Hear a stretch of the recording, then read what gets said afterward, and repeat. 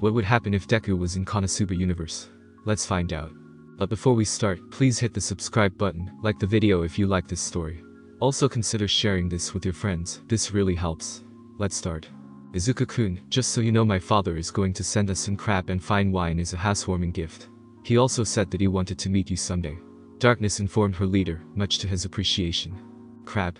That's quite the delicacy, especially since Belzerk is landlocked and currently at war. Well, her father is a duke, it makes sense that he would like to meet his daughter's noble friend. That was a can of worms to open at a later date. I'll have to thank him for that later. While we walk home, I should probably tell you all what I plan on doing. I have a way to heat our home without spending too much on fuel. It's an invention from my world that I should be able to build easily enough. With the budget that we have left, food is the only real issue. Izuku gave them the gist of the situation. They seemed to be following so far, so he continued. Theoretically, I could fix that as well. My transmutation skill could give us a virtually limitless supply of food, but I am nowhere near confident enough in that ability to make something biological, let alone edible with it. So that solution is off the table. He explained the limits of his power. They accepted that one easily enough as well. So, here's the plan. Kazuma-kun and Takwa-chan will be working at Whiz's shop for the next few months. With any luck, we should have a consistent stream of money flowing in every few days. Until that happens, we have to be careful with our expenditures. Before we keep going, is there anything I should know? Anything at all? He asked them. Unknown factors would be bad. He needed to have as much information as possible. Accounting was a mundane but essential skill when you're low on funds. Megumin looked like she was about to speak, but stopped halfway. Yunyun frowned and said it for her. Megumin-chan gives most of her money to her parents back at the village. I can make up the sum if I have to, so don't worry, Izuku-kun. She declared with conviction, Megumin giving her a mixed look. Partly betrayed at the leak in information, but also touched that Yunyun was willing to pitch in to help. Izuku's eyes softened at this. That's okay, I understand. Don't worry too much about it. And Yunyun, please don't push yourself. This just means that we need to take a few more quests during the winter. He could also just make gold using his transmutation, but that just screamed fraud, so he'd rather leave that as a last resort. They arrived at the mansion soon after their conversation ended. To their surprise, there were several boxes full of fresh crab right outside of the house. This must be that gift you talked about, Darkness-chan. Your father works fast. Izuku exclaimed. This was unexpected, but not at all unwelcomed. The trio began to cook them immediately. With their modern appliances, it was much easier and faster than it would have been, and they even wrapped the food in sets of aluminum foil that Izuku produced for them. I don't know about you guys, but I'm gonna take a bath early before eating. Megumin said before heading for the large bathing area. Yunyun decided to join her as well, leaving Izuku with his apparent maids. He blushed at the memory. It's about time anyway, hopefully, I can power through this. So, can someone explain to me what happened in the morning? Izuku started the conversation with the most important point.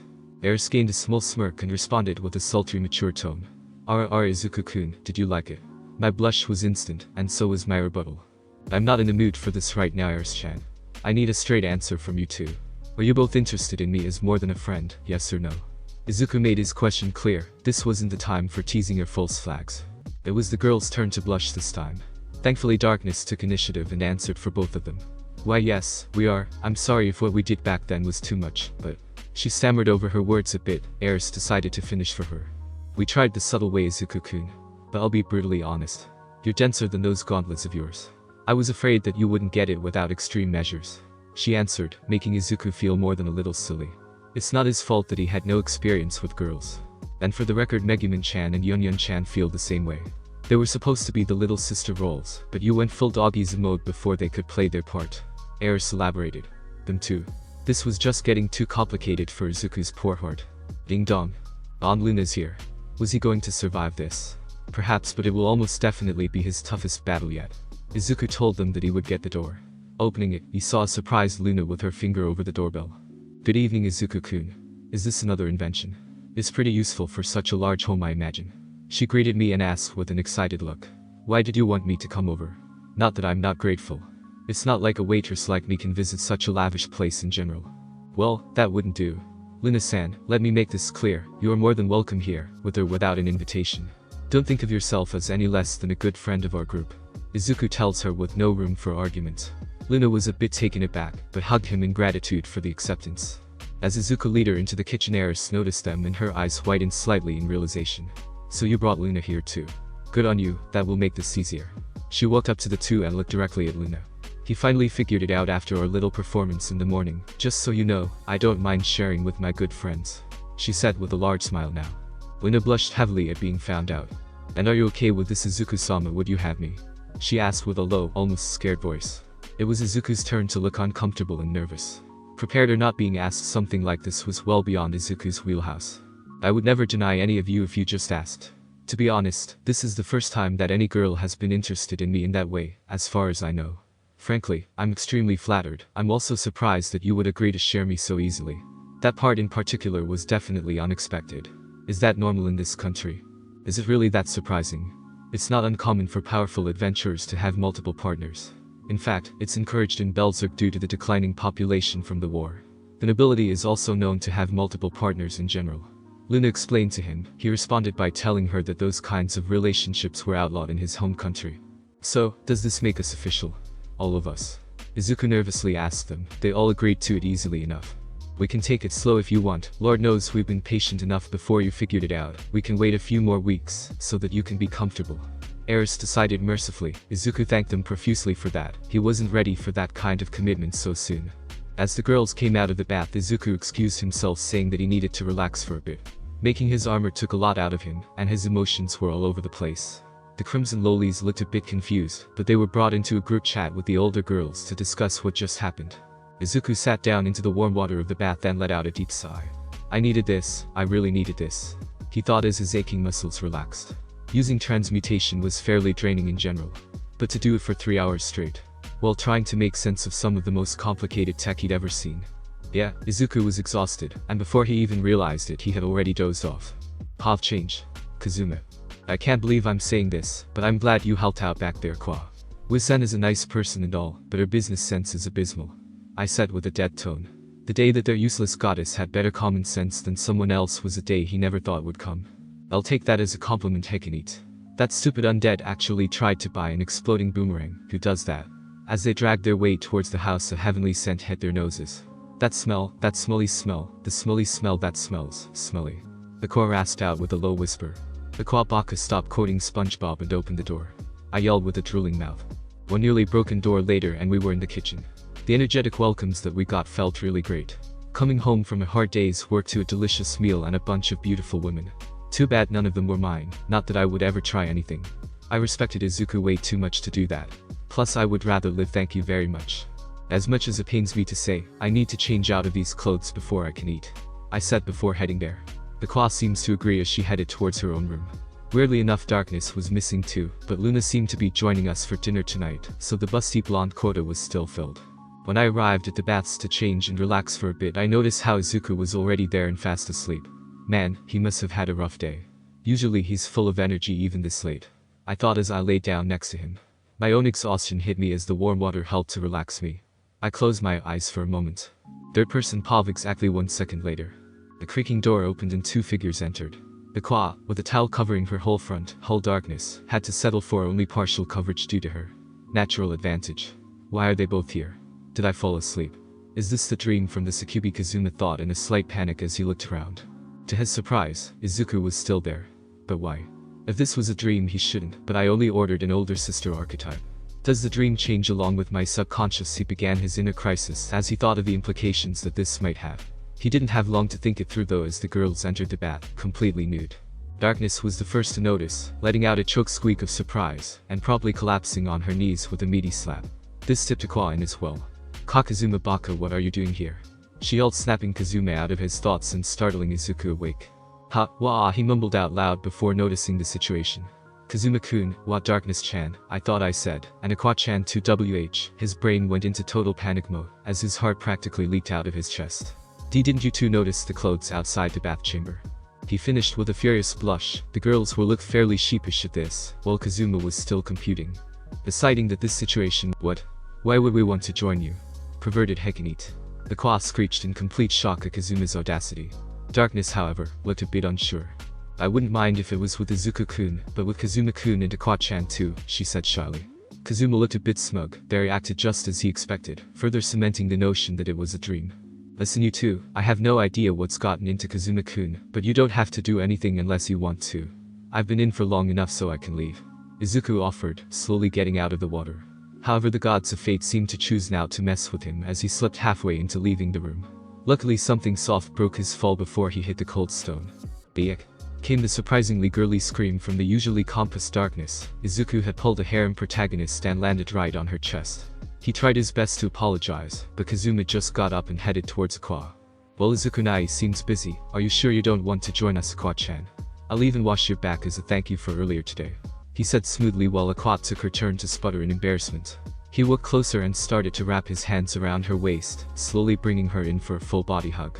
Thankfully for whatever innocence Aqua had left, a scream was heard from outside the door, a high-pitched one, most likely from Megumin or Yunyun. Izuku wasted no and dashed out of the bath at full speed. The two girls took a bit longer to act, and Kazuma realized just how fucked he was. I heard a scream, what happened? Izuku asked in a panic. He relaxed a bit when he noticed that Megumin, Yunyun, Eris and Luna were all together and unharmed, but grew confused when he saw the petite white-haired girl kneeling down in a magic circle. Izuku-kun, why are you only in a towel? Luna asked in shock, while the others stared at him with their jaws on the floor, including the new girl. I'm sorry. I was taking a bath and then Kazuma-kun, Aqua-chan, and Darkness-chan were there for whatever reason, and in a Hadaskram and Kamisustasi somehow Izuku managed to use one for all on his mouth, as his words quickly became unintelligible. Izuku-kun, slow down. Explain it again, more slowly this time, Eris said to him in concern. Izuku did as he was asked and told them the full story. By the time he was done, Kazuma, Aqua and Darkness had arrived, still in towels to see the succubus. Aha! I knew placing those anti-demon wards around the house was a good idea. She must have been the one to mind control Kazuma-kun into doing all of those bold and horrible things, Aqua declared, puffing up her chest in pride. Kazuma looked surprised for a bit, but then his face squared off as her rolled with it. Izuku was still confused over the situation, but from what Aqua told them, this girl was a demon, a succubus by the looks of it. I knew that I would encounter one eventually, but so soon. But I don't think I have the full story from this. If she was captured from the beginning, then how would she be able to control Kazuma-kun? Izuku thought to himself. The situation made no sense, and Kazuma acted fairly lucid the whole time, as if he knew exactly what was happening. He was also got over his surprise of her existence fairly quickly. Could he have known the whole time? Well, it doesn't matter now. I'll just have to hit this demon scum with my strongest anti-demon spell, and Aqua started to say before Kazuma walked forward and stepped in between his party and the succubus. Oh no. She still has control over Kazuma-kun. You have to fight it. She may look cute, but she's the enemy, Kazuma-kun. Don't make us have to do this, Megumin said while holding up her fists, preparing to fight too. Wait, she's a mage. Why is she raising her fists as if she could fight Kazuma-kun in melee? Izuku asked himself. Realistically speaking, only Aqua, Eris, and myself could take Kazuma on in close quarters. And even then, Eris would need the element of surprise. Darkness would just be a sandbag with her poor aim. Aqua had more raw power, but with Izuku's training, Kazuma had her beat in technique. I could just end this now, but I want the full story first. That succubus looks far too guilty for this to be a normal attack. Izuku had made up his mind. The succubus would leave unharmed. Girls, stay behind me and Aqua-chan. Kazuma-kun is highly dangerous. I've trained him to take down people in a single hit, so non-melee fighters shouldn't risk fighting him. I'll defend you all while Aqua goes in first. Izuku barked out the plan. They were so used to him being in charge that they didn't even question it. Okay, Izuku-kun. Leave it to me. I'll save Kazuma-kun and show this demon why you shouldn't mess with the goddess's friends. She leaped forward with a fast, but clumsy and predictable punch. Kazuma easily deflected it and took Aqua down with the judo throw that Izuku taught him. He rubbed off a piece of the magic circle in the meantime, which let the succubus fly away, much to the surprise and dismay of the others. I did tell you to be careful, Aqua-chan. Luckily it seems that Kazuma-kun has come back to his senses. If you don't mind, I'm going to have a talk with him real quick. I'm sure he needs a familiar face to get him through what just happened, Izuku said quickly before dragging Kazuma to his room. Kazuma-kun, you are going to tell me exactly what happened. Don't even try to lie to me. I'll decide what to do after you finish. If you do lie to me, I will tell the girls what I think happened, and you will have to deal with the consequences on your own. With his ultimatum given, Kazuma started to sweat profusely. This was not going to end well for him. After the fiasco with the succubus, Izuku cornered Kazuma and forced him to explain what had just happened. Thankfully he was forthcoming with his information. Apparently it was just a huge misunderstanding combined with a ridiculous amount of bad luck. So let me get this straight, Izuku started while staring down at Kazuma who was in full dog-easy mode. A group of Succubi lives in Axel, and they have a symbiotic relationship with the men here. They provide loot dreams in exchange for life energy from the buyer, and you ordered one earlier today. Am I missing anything? He asked with a deadpan. No, Izuku-nai-sama, I apologize for causing you any trouble. Kazuma sounded genuine. Izuku sighed and patted him on the shoulder. Look, you technically did nothing wrong. That business that they have is legal and beneficial compared to having them suck out souls with no regulation whatsoever. Which was true, it was better to have the men and Succubi deal with their issues in a controlled environment, rather than risk having them do the same thing with reckless abandon. I'm just surprised honestly. I thought you were supposed to have a luck stat almost as high as my own. How did something like this even happen? And Kazuma didn't even have the excuse of dating a goddess of luck. Kazuma openly groaned at that. I blame that useless goddess. Her minimal luck stat must be corrupting mine. Isuku slapped him over the head and reprimanded him for insulting Aqua. He did have a point though. Those two acted like an old married couple half the time, so it made sense that their stats might affect each other directly. Plus Isuku was sure Eris's luck had something to do with it. She laughed for hours after she found out what happened. Guess being the goddess of fortune had its perks, you never left without entertainment.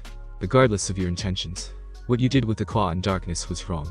I'm willing to keep this whole thing secret since you were just unlucky, but you still need to make it up to them somehow. Treat them to lunch or something. I don't expect you to up and tell them the truth, but giving them something nice shouldn't be beyond you, right? He agreed to it easily enough. He did mess up and was genuinely sorry for what he did. I guess Darkness didn't mind it all that much. Makes sense, she is Darkness after all, and for whatever reason, Aqua wasn't as mad as I thought she'd be either. Hopefully, this will all blow over by morning. Izuku thought to himself as I finally went to bed and let sleep take me. Hopefully, tomorrow wouldn't be as chaotic. The following day, the mansion's gravesite. I really am sorry for not noticing the sign you put up, Izuku-kun. Aqua-chan was distracting me before we went in. Darkness apologized to him for what happened last night. Okay, she did have a point though. Izuku guessed they were all at fault in one way or another. He certainly could have stopped it from getting as bad as it did, if he hadn't tripped over himself so much. Both literally and figuratively. It's okay, Darkness-chan, mistakes were made on all accounts back then. It was honestly just a huge case of bad luck. I should have noticed that Kazuma-kun was acting strangely and put a stop to it. Izuku responded before taking a glance at what she was wearing.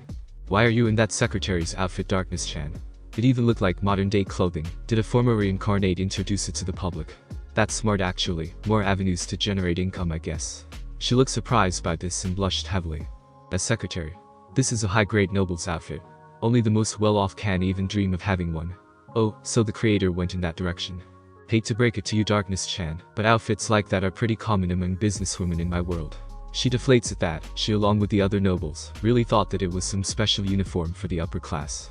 And the one she's wearing is pretty mediocre in quality too. I probably shouldn't tell her that. Modern day clothes would be difficult for anyone from this world to replicate. Izuku was about to offer to make her dress himself, before the town alarm blared again. This is an emergency.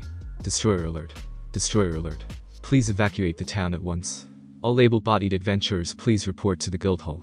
This must be serious. The only other time this happened a demon general was involved. Hey Darkness-chan, what exactly is a destroyer? Izuku asked her as she comes out of her shocked state. No time to explain, Izuku-kun. We have to get our gear ready and head to the guild hall right away, she said before speeding towards her room. Izuku decided he should do the same if the panic in Darkness's voice was anything to go by. He headed towards the shed and put on all of his gear, including his new additions. They should come in handy. I was the first to arrive at the guild hall, having gone at about 20% and high into the air to make sure that he didn't damage the surroundings. Yup, he was pulling in all might and leaping across the city in huge bursts of speed. Thank you, Melissa. I'll never forget you for making something that could let me experience this.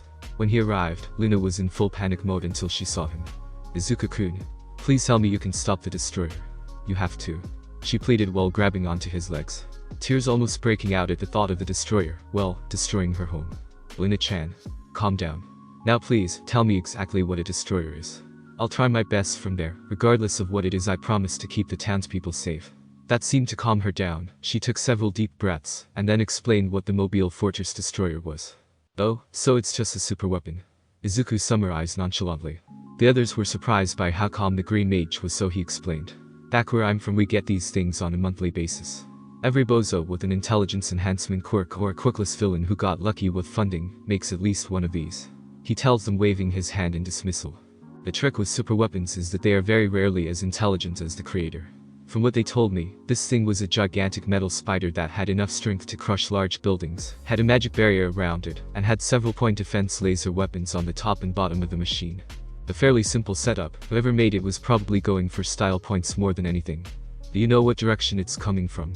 Izuku asked them as they point towards the northeast. Right, he probably should have been more specific. It will be here in about an hour and a half. It runs faster than any horse, so it is difficult to scout. Luna informs him. Izuku nods and tells them about his plan. This was honestly so by the numbers to him that he barely even needed to think about it. Okay, please set up the defenses in these key points, Izuku said while pointing to a map of the town. Aqua-chan should be at the center wall, preparing a break spell. That should be enough to get through its barrier. On the 2 adjacent towers, there should be Megumin-chan, Yun-Yun-chan, and/or Whiz-san. They will provide the firepower needed to take it down after the barrier is broken. He gave them a rough outline. They seemed to realize just how well prepared the city really was with us around. Wow, Izuku-sama. With your team around, nothing short of an army could really harm the city, huh? A red-haired waitress commented after seeing the plan. Izuku rubbed the back of his head at that. My friends are pretty amazing, huh? Anyway, this plan is assuming that it even reaches us. The guild looked at Izuku in confusion. I'll scout ahead and intercept it on its way.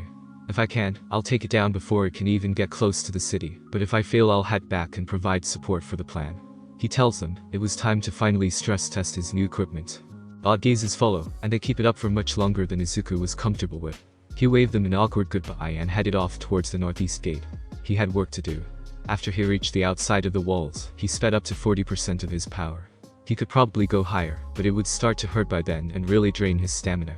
Besides, with this level of speed, he already reached the metal monstrosity in under 10 minutes. Whoever made this thing was trying too hard to be edgy. I mean a giant spider. Really. Izuku saw it preparing to shoot a laser from the plateau he was standing on. It tried to disintegrate a bird for some reason. Birdie no. He yelled, lunging at the bird in an attempt to save it. He managed to catch it before the laser hit, but had to block it with his gauntlet. The laser was strong enough to push him back quite a bit, and it even heated up his gauntlet significantly, but in the end, he was able to deflect it right back, only to have it be blocked completely by the destroyer's magic barrier. Izuku let the bird go and it decided to sit on the ground and rest a bit. It must be tired after all of that. Izuku looked back towards the robot as it continued its path without bothering to attack them again. It must only attack things that are close to it. He muttered before looking at the third leg on its right side and prepare himself. Let's see just how durable you are, big guy, Izuku muttered before jumping towards the leg. He prepared a 100% smash and let it fly. Detroit smash. The metal screeched and bent at an odd angle to the point where it probably couldn't use that leg anymore. The robot seemed to acknowledge this because it stopped walking and immediately detached said leg before producing a new one in quick succession. So much for that idea. Now for the magic barrier. I haven't gotten any time to test this out, but I hope it works, Izuku said while pointing his open palm towards the thing and yelling out magic canceller. He pushed out all of his mana into his only spell, a bright light emanating from his hands, which stopped the robot's movements for several seconds. Sadly, it kept going shortly after. So it is powered by magic. Whatever is doing this must be extremely powerful and long-lived. Like a small nuclear. On his way back, Izuku noticed that everyone was already at the gate and in position. Whiz and Megumin were manning the towers while a call was in the middle. To Kakuduri, I need to stop hanging out with Kazuma-kun, so much they were also cheering at him for some reason. The closer Izuku got, the louder it got, so he decided to protect his sanity, and headed directly for where Kazuma was. Explain, Izuku said. Kazuma answered immediately, already used to this song and dance. You know that bird that you saved? It was a familiar that the guild used to watch the destroyer on its way here. Oh, no, not again, please. They saw your little power play back there, and it gave them some confidence, along with how Luna told them that you came up with a plan to beat that thing before they could even arrive at the hall, he said while smirking. At least Izuku gave the others a morale boost. And he didn't even make another girl fall for him this time. By the by, the girl that owned that bird familiar wanted to thank you for saving it, personally. Izuku gave up. He headed towards Whiz and handed her some mana potions, just in case things went wrong, and then did the same for Megumin, before noticing how badly she was shaking. He placed a hand on her shoulder and she whipped her head back in response. Megumin-chan. It's okay, the plan will work. I already confirmed that this thing can be beaten with a hard enough hit. And there are few things stronger than an explosion spell from the Crimson Demon Clan's greatest mage, eh? That certainly lit a fire under her. He might be getting better at these motivational speech things. Several hundred meters away from the town wall. Darkness-san, I know you like this kind of stuff and all, but shouldn't you be with the rest of us? Well, Kazuma started before he was interrupted by darkness. I can understand why you would think that, given how I act. But this is something far deeper. It is my duty and my honor to protect these people, and this land. A noble's pride, huh? Well, Kazuma would love to believe that, and he knew it was at least somewhat true. There's no denying that Darkness also wanted to do this just for the sake of it. Do you really think that I would forsake duty and honor for the sake of pleasure? She asked rhetorically. Yes, absolutely, Kazuma responded without missing a beat. Darkness lost her footing and started hyperventilating. And this is my girlfriend now, Izuku thought from the side. He was going to need to get used to this eventually. I get that you're going for the knight in shining armor trope, but why this place specifically? Kazuma asked. Darkness then explained that the noble lord that gave Izuku his title was her father. What? You're a rich girl. Kazuma said, clearly shocked. He really shouldn't have been. Darkness always used very rare and valuable gear. Her armor was full steel plate, and her sword could handle several hits from Verdia's magical greatsword. You guys don't have to worry, I'm fairly certain that my plan should work. If everything goes well, then that thing won't even get within a kilometer of the city. Izuku tells them. They both let out a sigh, Kazuma in relief and Darkness in disappointment. 30 minutes later. Okay Kwa-chan, I'll use magic canceller on it the moment that you break the shield. That should shut down its internal systems too, at least hopefully. From there Megumin-chan and Whiz-chan should be able to finish it off. She nods and prepares her staff ahead of time. The ground began to quake as the monstrosity approached the town. The moment it appeared over the horizon, Izuku rushed over while yelling. Start casting the spell in 40 seconds. At full speed, he reached the robot in under 50 seconds. Noticing that a quad's sacred spell break started rocketing towards him, Izuku took a deep breath and prepared his spell. The beam of holy magic collided with the barrier, and it did its job. To the barrier's credit, it held itself up for a good half-minute. Eventually, it did collapse, leaving the destroyer completely vulnerable. Izuku activated my magic canceller, which shut the thing down completely. The drain was much lower this time. He could probably keep it up for a good few minutes, until he ran out of mana. He didn't have to hold on for very long however, since 2 explosion spells rocketed towards the machine. And then another. And then another. Megumin, stop, stop. It's already dead. It was so badly damaged that the cockpit was blown wide open. In fact, the interior of the machine was completely visible, including a small pulsing ball that looked like a small sun. Izuku let go of his spell and sighed in relief. It was over. Crap, did I just raise a flag? Critical damage detected. Self-destruct protocol initiated. Well, screw me, I guess. I should have known. These things always have a self-destruct option. Izuku looked back towards the city. It was pretty far away, but it would still be dangerous to let this thing blow up so close. Izuku decided to run back towards the city. They were all cheering, ignorant of the incoming explosion. Izuku ignored that and ran up to Whiz. She was a bit tired from the explosion spell, and was also looking at Megumin in sheer terror, after the rapid-fire explosion spell she threw around. Whiz-san, things went wrong. The destroyer is going to explode, and I need someone that can cast teleport.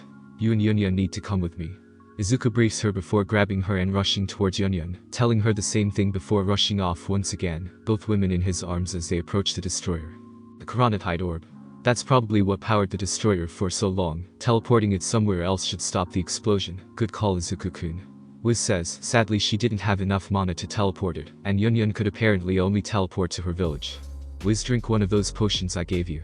It should provide you with enough mana for one teleport. If that fails, I have a plan B, but I will be left out of commission afterward.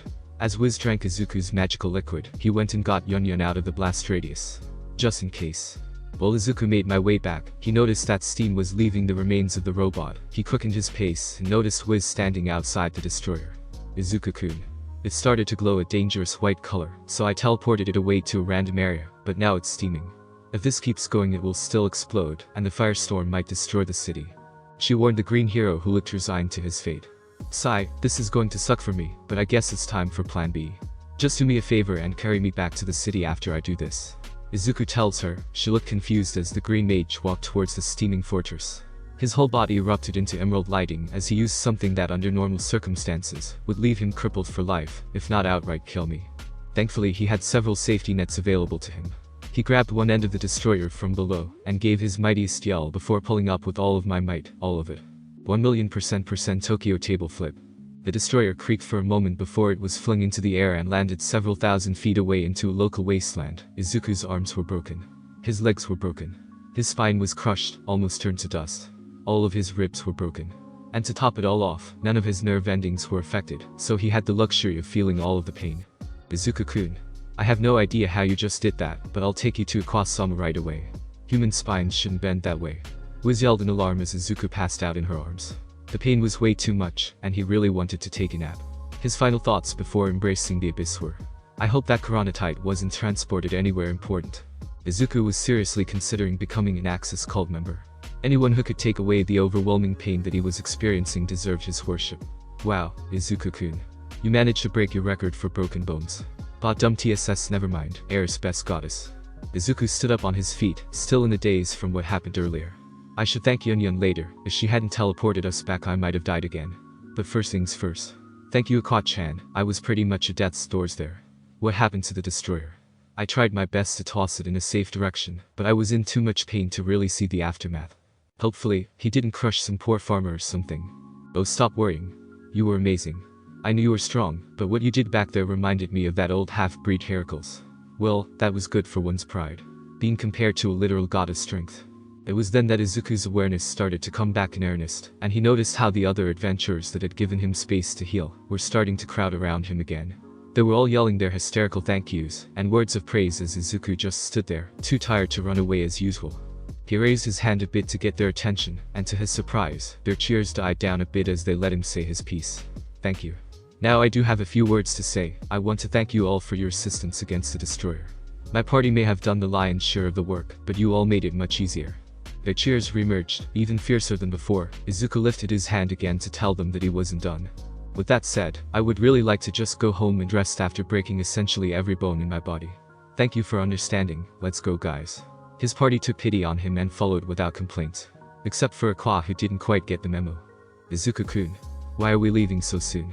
We would probably get free food and drinks if we went back to the guild hall. Oh, are we going to have a party at the mansion?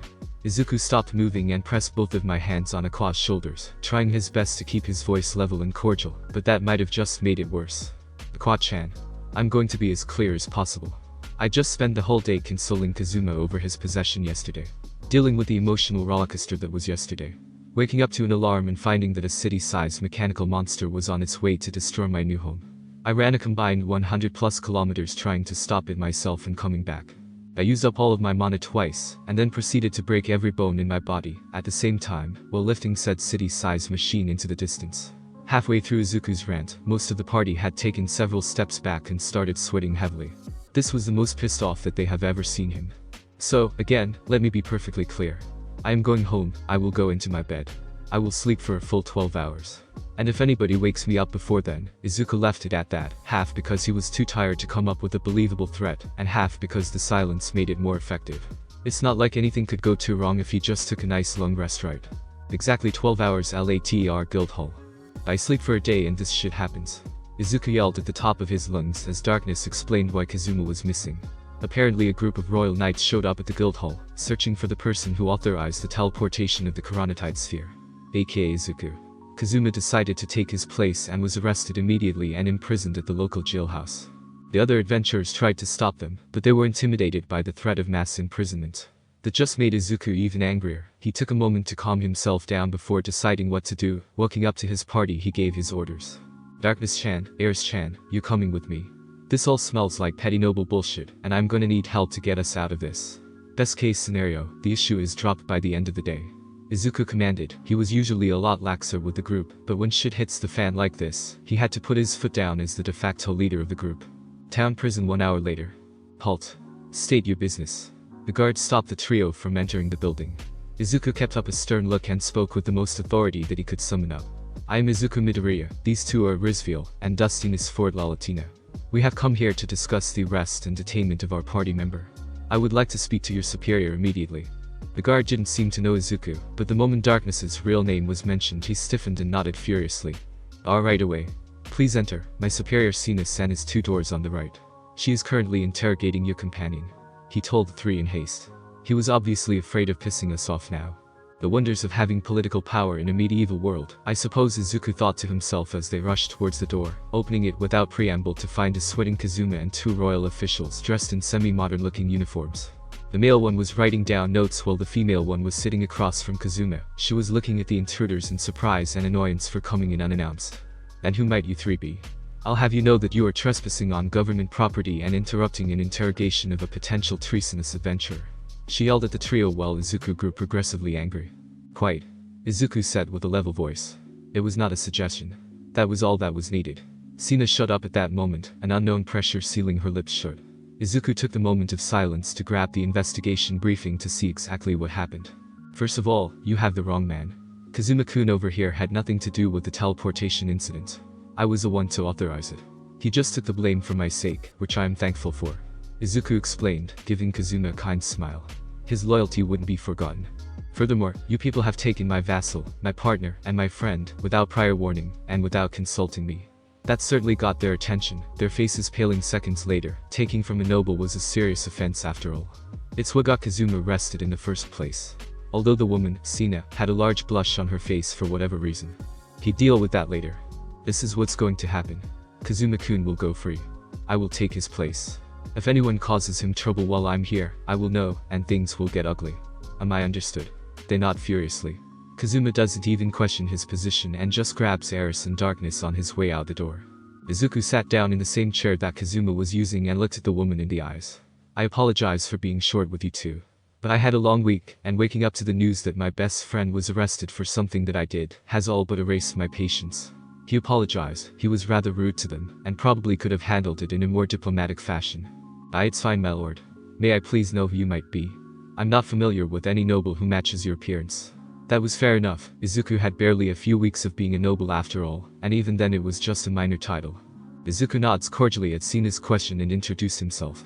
I am Izuku Midoriya. It's a pleasure to meet you, Cena-san. It's understandable that you haven't heard of me yet. I only became a noble about 2 weeks ago. I'm the new owner of a fairly large piece of land in the northeast of Axel. My title is Baron. They nod and the male starts writing on a fresh piece of parchment. How do you know my name, Midoriya-sama? She asked me with curiosity and a hint of fear. Having a noble know your name was a double-edged sword. Having a pissed-off noble know your name was a death sentence. The guard at the entrance told me. And please, call me Izuku-san or just Izuku. I'm not one for formality in general. They relax a bit at that. A noble without a stick up his ass. Now that was a surprise, though not an unwelcome one. Very well, Izuku-san, thank you for that. It makes this a lot easier on us. Will you please answer some of our questions?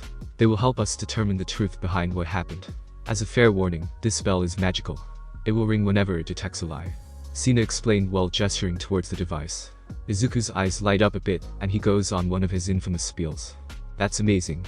How would something like that work? Would it detect lies based on speech patterns? Or does it read the user's mind? But what if someone truly believes a lie that they are telling? Would it still work? He mumbled before noticing Cena's incredulous stare a bit too late. Izuku stopped himself and took a deep breath. I'm sorry about that. Back in my homeland, magic devices were a rarity, so analyzing and writing about them has become a new hobby of mine. He bowed in apology. She recovered quickly and waved it off, stating that eccentric nobles were nothing new. Now, for the first question. Where are you from, and what did you do before becoming an adventurer? Good, a simple question to start things off with. Hopefully, they don't ask him to elaborate. Izuku would answer truthfully, of course, though he should probably watch his wording. I was born and raised in Misatafur, Japan. Before arriving here, I was a student training to be a hero. The bell remained silent as the man wrote down my words. Kazuma-san also stated that he was from Japan, although he didn't specify a city. You said that you were training to be a hero. How does one do that exactly? And can you please tell us where the country of Japan is? These would be a bit more tricky. The title of hero holds a specific meaning where I am from. It is a position in the government not unlike a knight or guard of a city. We train ourselves in combat, legal knowledge, general studies, and various other subjects to prepare ourselves for becoming heroes. He explained the job in general terms. It was a bit more complicated than that, but the bell seems to have given him some slack. As for where Japan is, I will be honest, I have no idea where it is located in relation to this country. All I know for sure is that it is very far away, and that most people would not be able to reach it in their lifetime. Considering that Izuku had to die to get here, he wasn't lying about that part. More furious scribbling could be heard. Cena's eyes grew a bit wearier at his answer, but she continued. If this place is so hard to get to, how did you make your way here? Please understand that the way you phrased it made it sound like you had outside help. Inhuman help. Time to choose my words carefully. This could make or break everything. If you are talking about the Demon King, then no, I hold no relation or allegiance to him or his army. My help came from the polar opposite, in fact. Again, no ringing. And Cena seemed to have a new look of fear on her face. I may have overdone it a bit. Great, now they must think I'm crazy. You have the favor of a divine. Which one? Actually no, forget it. Please just forgive us for our rudeness and assuming the worst. She got up and did a full bow, clearly ashamed for what happened. Right, religion was kind of a big deal here, so divine intervention was far from unheard of. Please Cena-san, calm down. You were just doing your job. I was only really mad over what happened with Kazuma-kun. Anyway, if you don't mind, I would like to speak to the governor that authorized this investigation. Blaming them would solve nothing. Sure, they were a little rude, but the order came from higher up. It was useless to blame the enforcers when the legislator was the real cause. While it is true that I had no intention of bringing him or his property harm, I still owe the man an apology for ordering the teleportation in the first place. They agreed to it readily. Izuku didn't have to wait long, since most higher-level nobles had archwizards on retainer for transportation. The perks of being rich, I guess. So you're the lowly adventurer that dared to destroy my manor. I assume that you brought me here to deal out his punishment myself. A morbidly obese, arrogant blonde waddled in a few moments later. Why is it always the blonde ones? Izuku thought to himself. Izuku-san has actually been proven innocent of any treasonous involvement. However, he has admitted to being the one to order the Chronotype to be teleported. Thus the crime has turned from a criminal case into a civil one. As such, Lord Alderp has been brought in to make his demand for compensation. Cena gave the man the gist of the situation. He seemed annoyed before returning his gaze to Izuku. Intent is meaningless. He destroyed the home of his city's lord. As such, he should be killed for committing treason, intentional or not, the man said imperiously. The two officers couldn't talk back to him due to his status. Izuku wasn't so limited. So just because you had your property destroyed in a freak accident, you plan on sentencing me to death? I was planning on apologizing for that particular case of bad luck. But after seeing your attitude, I won't even bother.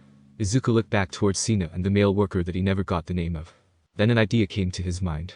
These pompous nobles were almost universally corrupt, right? And he had a magical lie detector right in the same room. Izuku smirked evilly and went to speak again. Since we're here, we might as well use the tools at our disposal, right? Izuku pointed at the bell, making sure that only the two workers could see him doing so. Lord Alderp, was it? The report given to me said that your mansion was completely destroyed by the blast. Yet nobody was killed. How was that exactly? I was in the underground cellar at the time, as well as the rest of my staff. The bell remained silent. Though his answer alone was suspicious, what could he and his entire staff be doing in the cellar at the same time? Oh, and why were you all down there at the same time? And how deep and large did this cellar have to be in order to house so many people at once? Izuku asked. It would need to be a significant space, to say the least, more than what would be needed for even the largest of wine cellars. We were preparing wine for an upcoming party. Ding, what was that noise? He asked, not knowing what the bell was, or what it did. He did lie, however, and for no discernible reason. Time for a hard and fast question. The trick to the bell is to remain silent. If Izuku surprised him, he might give himself away. Are you in any way connected to demons? The fat noble stopped for a moment before turning purple and yelling back at the top of his lungs. Of course not, you impudent, inconsequential stain. Ding. Got him. I didn't expect it to be that bad. I expected corruption, sure, maybe a bit of fraud and money laundering here and there. But outright demonic pacts. I may have just struck gold. Izuku smirked while looking back towards Cena, who was shocked at what the Green Baron had just pulled off. Alderp wisened up to what was going on and started to make a break for it, but Izuku caught up to him easily and placed him in a hold. Maxuga. Before he could call out that name, Izuku shut his jaw shut. Demons could be summoned by invoking their true name, and Izuku wasn't about to let that happen. 1 hour later, after an intense interrogation. Baron Izuku-sama. On behalf of the Kingdom of Belzerg, I thank you from the bottom of my heart for uncovering that corrupt noble's dark dealings. You have done a service for this kingdom, and as such should be compensated accordingly. Izuku knew that this was just a formality, but Cena could do this without bowing so deeply, it was a little embarrassing. Please bring your party, along with any major members that were responsible for the defeat of the destroyer, to the royal capital, for the sake of direct compensation from King Belzerg himself. Teleportation scrolls, as well as fully paid room and board, will be provided for during your stay at the capital. She finished listing off all of her official business. Thank you for putting up with that, Izuku-kun. I know you dislike formalities, but it was necessary for what you have accomplished. Izuku just nodded and said that it was fine. By the time we finished with their business, it was already noon. Assuming that they were both hungry after such an eventful morning, Izuku invited Cena to eat with the party, since she was going to be their guide while they were in the capital, which she accepted happily. She also wanted to apologize to Kazuma for the inconvenience, and to praise him for protecting Izuku. Guild Hall, minutes later. Izuku-kun, you're back. The claw screamed and glomped Izuku the moment he entered the building. The rest of the party followed suit and asked their leader what happened. Kazuma was glaring at Cena the whole time. In fact, a good portion of the guild was giving her the cold shoulder, at least until Izuku told them to calm down, and tried his best to explain what had happened. By the end of it, Cena all but collapsed on her knees and begged Kazuma to forgive her rash judgments, and Kazuma, being the socially awkward and introverted person with a weakness for beautiful women, that he was accepted the apology, which seemed to get the rest of the guild off her back. Izuku then told his party that Cena was going to be joining us for lunch, along with the news that she would be their guide while they stayed in the capital city. The Claw, bless her soul, accepted it without complaint, and warmly welcomed Cena into the group. Megumin and Yunyun had no personal grudges with Cena, so they treated her well enough. Eris and Darkness took a bit of convincing, but they warmed up to her in the end, knowing that she was only doing her job. So, Izuku-kun, do I have to worry about another girl, or is this one just sampling? Eris teased her boyfriend along with Cena, who blushed crimson at the remark. Eris-chan, please behave. Cena-san has been through enough today. Plus I'm still having a hard time figuring out what we are supposed to be, let alone what others would be like, Izuku admonished Eris. There was a time and place for things like that. So you're a polygamist, I can't say I'm surprised. A hero of your caliber, and a noble to boot. Anyone would be lucky to be with you, she said while blushing. Although Izuku could have sworn that she looked at Kazuma for a moment there before quickly returning to her food. For my own sanity, I'm going to ignore that. Darkness-chan, now that the old lord is being arrested, who is the new owner of the city? Izuku asked the resident noble lady. She blushed a bit at the attention and at the reminder of her noble heritage, but answered anyway. Well, the former Lord Alderp was legally under my family's jurisdiction. However, his political power rivaled our own, most likely due to that demon he contracted. She said in a slightly bitter tone. That lord must have been a pain for her family too. The land itself belonged to the Dustiness house, however. It was given to the kingdom as a sign of fealty, and Alderp was the reigning noble in charge of collecting taxes. Now that he's gone, the House of Dustiness and the royal family will decide how the land will be redistributed. She finished her explanation. That's something to think on later, but for now, I'm just too tired. I should really just rest for a bit more. Izuku though before thanking Darkness for explaining things before finishing his lunch. After which Cena addressed the party at large. Are you all prepared to travel to the capital? I was ordered to bring everyone that had major involvement with defeating the destroyer. I know your party did most of the work, but is there anyone else? Right, Cena was never introduced to Whiz. Yes, though she may not want to go. She is a rather private person and is easily intimidated. Plus the capital might have anti-undead qualities to it, not even mentioning how protected the king must be. I'll ask her later, but for now my party and I should prepare our things. Feel free to come over for dinner tonight. You too, Luna-chan. I call out to everyone's favorite waitress, she replied with a thumbs up. From there, the party went home for a well-deserved rest. They were going to need it for the days to come. Little did Izuku know that his life was about to reach a new level of complicated. Today, Izuku was meeting a king, no pressure, right? He thought to himself as he straightened out his tie. Yes, you read that right. I made a suit for this. Izuku was currently wearing a three-piece green suit with a black undershirt and a red tie. He pulled out all the stops with this one. Back in Japan, this would be worth a few 100,000 yen, easily. He even managed to recreate some of his world's colognes, though he started regretting that last one when he noticed that perfume wasn't really a thing in this world. Oh well, I already stand out as is, might as well go full throttle. All in all, Izuku looked like a nerd shamed into a high-class outfit. Completely out of place. For the last time, Izuku-kun, you look fine. Hell, that outfit is probably worth more than most nobles' whole wardrobes with how well you made it. Eris's voice shouted Izuku out of his nervous muttering. She didn't bother changing, her godly robes were already, well, divine. Not much could compete with that, same with the kwa. Izuku made Kazuma a traditional green kimono with bamboo patterns and a black obi. He wanted to introduce some of our Japanese culture to this world. Izuku did it happily, though to be honest, it was mostly to take some of the attention away from himself. Darkness was wearing her regular formal wear that she wore after the incident. Moving on. Megumin and Yunyun liked the idea of wearing kimonos, and went for a red and black mix with flame patterns. Quite frankly, they looked adorable. Cena was in her basic uniform. She just might have an unlimited amount of copies somewhere. Sadly, Whiz chose not to come with them. However, Kazuma decided to make it up to her by putting in a good word for her shop. She seemed beyond happy with that and wished the party good luck. Are you all ready? Cena asked as the party finished collecting the things they were taking with them. Along with the suit, Izuku also had another copy of the full set underneath. With my luck, they might ask me to provide an exhibition or something. He also brought along his notebooks and a few writing utensils just in case. Yes, thanks again for being our guide, Cena-san. It's nice to have someone you know for these kinds of things. Izuku responded with a shallow bow. Cena smiled and nodded, then proceeded to unwrap a scroll that she was holding. Mass teleportation allowed multiple people in a 3-meter radius to travel long distances. I really should update my adventure card. Last time I checked it I was only level 10. Since then I defeated a demon general and a natural disaster class enemy. Izuku had some thinking to do later. Maybe Megumin could help him decide. Never mind. Izuku blinked once, and when he opened his eyes again they had already arrived. In the throne room. With the king sitting right there. No while Izuku's brain was rebooting, King Belzerk stood up from his seat and addressed them. So these are the adventurers that lead the charge against the demon general Beldia. And this young man in the stylish green clothing, he destroyed the mobile fortress. Reboot complete. Man, this guy was intimidating. He had a strong aura too. Get your ass in gear, Deku. You can't mess this up. Yes, sir. Our party dealt with Beldia along with the help of the other guild members. We were also the ones to fight the destroyer. I just happened to finish it off is all. Izuku said the last part sheepishly. Really, it might have been his plan, but it was Aqua, Megumin, and Whiz that pulled it off. A modest one, eh?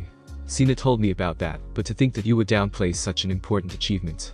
Frankly, it's a breath of fresh air, compared to the usual braggart nobles and hero candidates that enter my throne room, he said with a small smirk. But you're also a brave one. Most would be bowing at my presence, even those friends of yours are shaking at the knees, yet you appear unfazed. Why is that? Izuku's eyes widened at that, and he looked back at his friends. They were indeed shaking slightly. Only Eris and Aqua appeared unfazed. Megumin and Yunyun were acting as if they were staring at the destroyer again. Darkness dealt with it a bit better. Being a noble probably meant she was at least a little used to his presence. Kazuma was also surprisingly calm, if a bit nervous, with how his jaw was clenched. I notice your aura too, sir. It's just, I felt stronger. Izuku answered honestly. All Might's presence was hard to beat. Stain wasn't too far behind in terms of raw aura either. The king's eyes widened a bit before he sat back down. Is that so? Might I ask who else would have a presence similar to mine? The king questioned curiously. It wasn't often that he heard of anyone that could be stronger than him. Izuku's face brightened a bit at that. My former teacher, All Might. He was the strongest man I've ever met. But his conviction and ideals were even stronger than his fists. Izuku said with a smile in memory of my master. Total respect in his voice. All Might. That sounds more like a title than a name. But if you say that he is stronger than me, then that title might be accurate. Not many can catch up to Belzerk royalty after all. King Belzerk said with clear pride in his own voice. So the whole family is this unnaturally strong. I guess it makes sense. They would have access to the greatest resources that this world has to offer. And since X can be earned by eating high quality food, he was probably a higher level than Izuku was. I highly doubt that. A young, high-pitched voice came from behind the party, who all looked back to see an adorable little girl, probably a little younger than Megumin. She had blonde hair, blue eyes, and a sword strapped to her side. A clearly magical sword too. Even while it was sheathed, Izuku could feel the magic radiating off of it. It reminded him of Graham in a way, but more refined. That must be the princess. And she's also pretty strong, judging from that aura. Izuku thought as Iris walked up to them. Oh yeah? And who are you, little girl? What do you know about Izuku Nai? Kazuma went to defend his brother, much to Izuku's panic. The girl scoffed and blew him off. And why should I listen to a man in a dress? At least that sub-plan worked like a charm. It's a kimono. The formal wear of my homeland. Kazuma tried to defend his style, but the princess just pointed towards Megumin and Yunyun to prove her point. She then walked up to Izuku and started poking his face. Excuse me. Why are you poking me, princess? Izuku asked politely. Her father coughed into his hands a bit, and she adopted a sheepish look, realizing how rude she was being, though she was a bit too prideful to admit it. I was checking out what made you so special. Honestly, I'm not impressed. What level are you anyway? She asked, half in curiosity, and half in disbelief of Izuku's ability. She was thrown for a loop, however, when instead of bragging as usual, Izuku had honestly no idea. I honestly don't know. The last time I checked was a few months ago. King Belzerk nodded and then clapped his hands. A group of servants entered the room carrying a larger version of the crystal used at the guild hall, one that was easily triple the size of the standard one. And those runes. This was some high-level stuff right here. Go ahead, young man, I'm rather curious about it myself. The rest of your party should do so as well. Consider it a token of our gratitude for your services to the kingdom. If it helps, my darling Iris here is level 45, I myself am level 78. Holy crap, she has a higher level than Mitsurugi. And the king, he dwarfs anyone I've ever met before. Kazuma smirked and places his hand on the orb first. A bright green light erupted from the orb, and a dark silver card was created. The card read as follows. Kazuma Sato. Class. Adventurer. Level. 39. Strength. 65. Vitality. 80. Intelligence. 124. Wisdom. 98. Dexterity. 180. Luck. 810.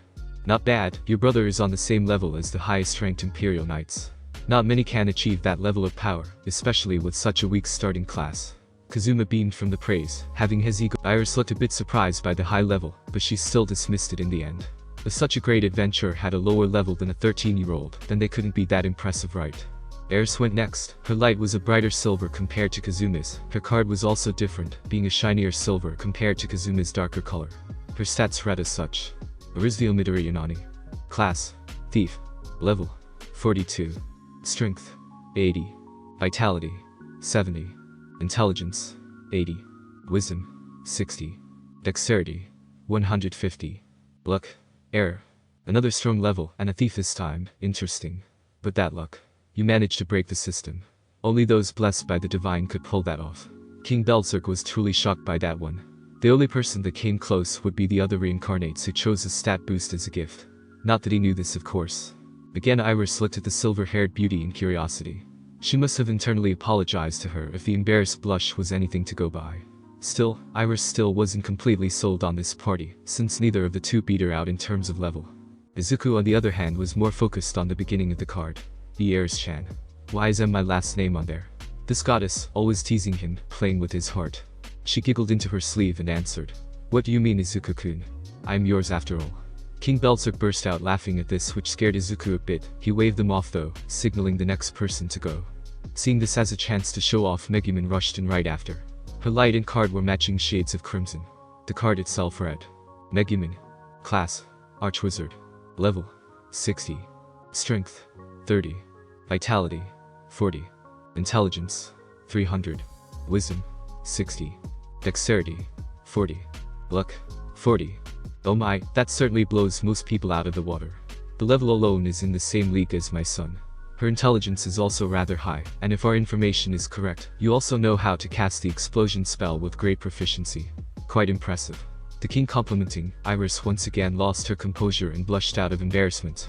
Yunyun went next. Her card looked very similar to Megumin's, but was a darker shade of red. Sadly, her level and statistics were significantly lower, since she didn't really do much in the destroyer fight or the fight against Verdia. Yunyun. Class. Archwizard. Level 30. Strength. 30. Vitality. 40. Intelligence. 270. Wisdom. 90. Dexterity. 55. Luck. 30. This one is a bit more average. Still, an Archwizard of the 30th level is something to be proud of. These stats are also typical of a high-class adventurer.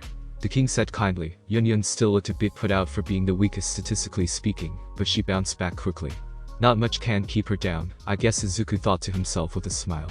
The claw was next. She confidently walked up to Orb, and it flashed blue this time.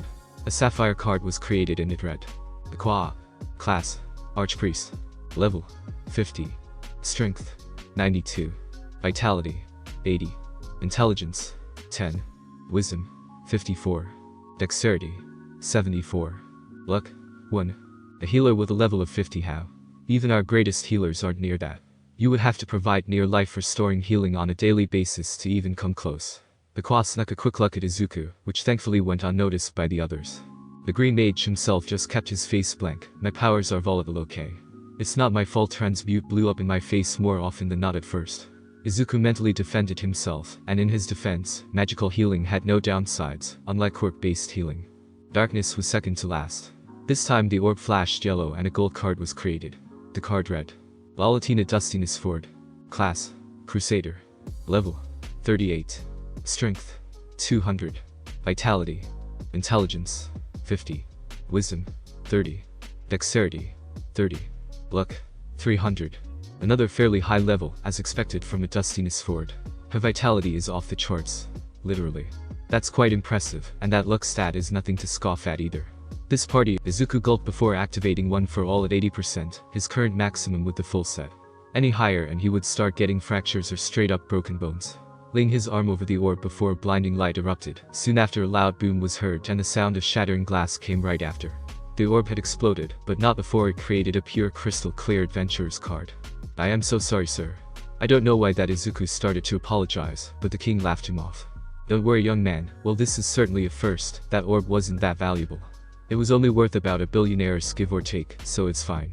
The king waved off the destroyed property like it was nothing. Which was fair enough, he was a king after all. Slap, oh god, it's Yurozu-san all over again. And instead of a bubbly attitude, his rugged aura stops me from complaining. Izuku finally picked up the card and read it, with a hint of confusion in his voice. Izuku Midoriya. Class. Archwizard. Level. 69. Strength. Vitality.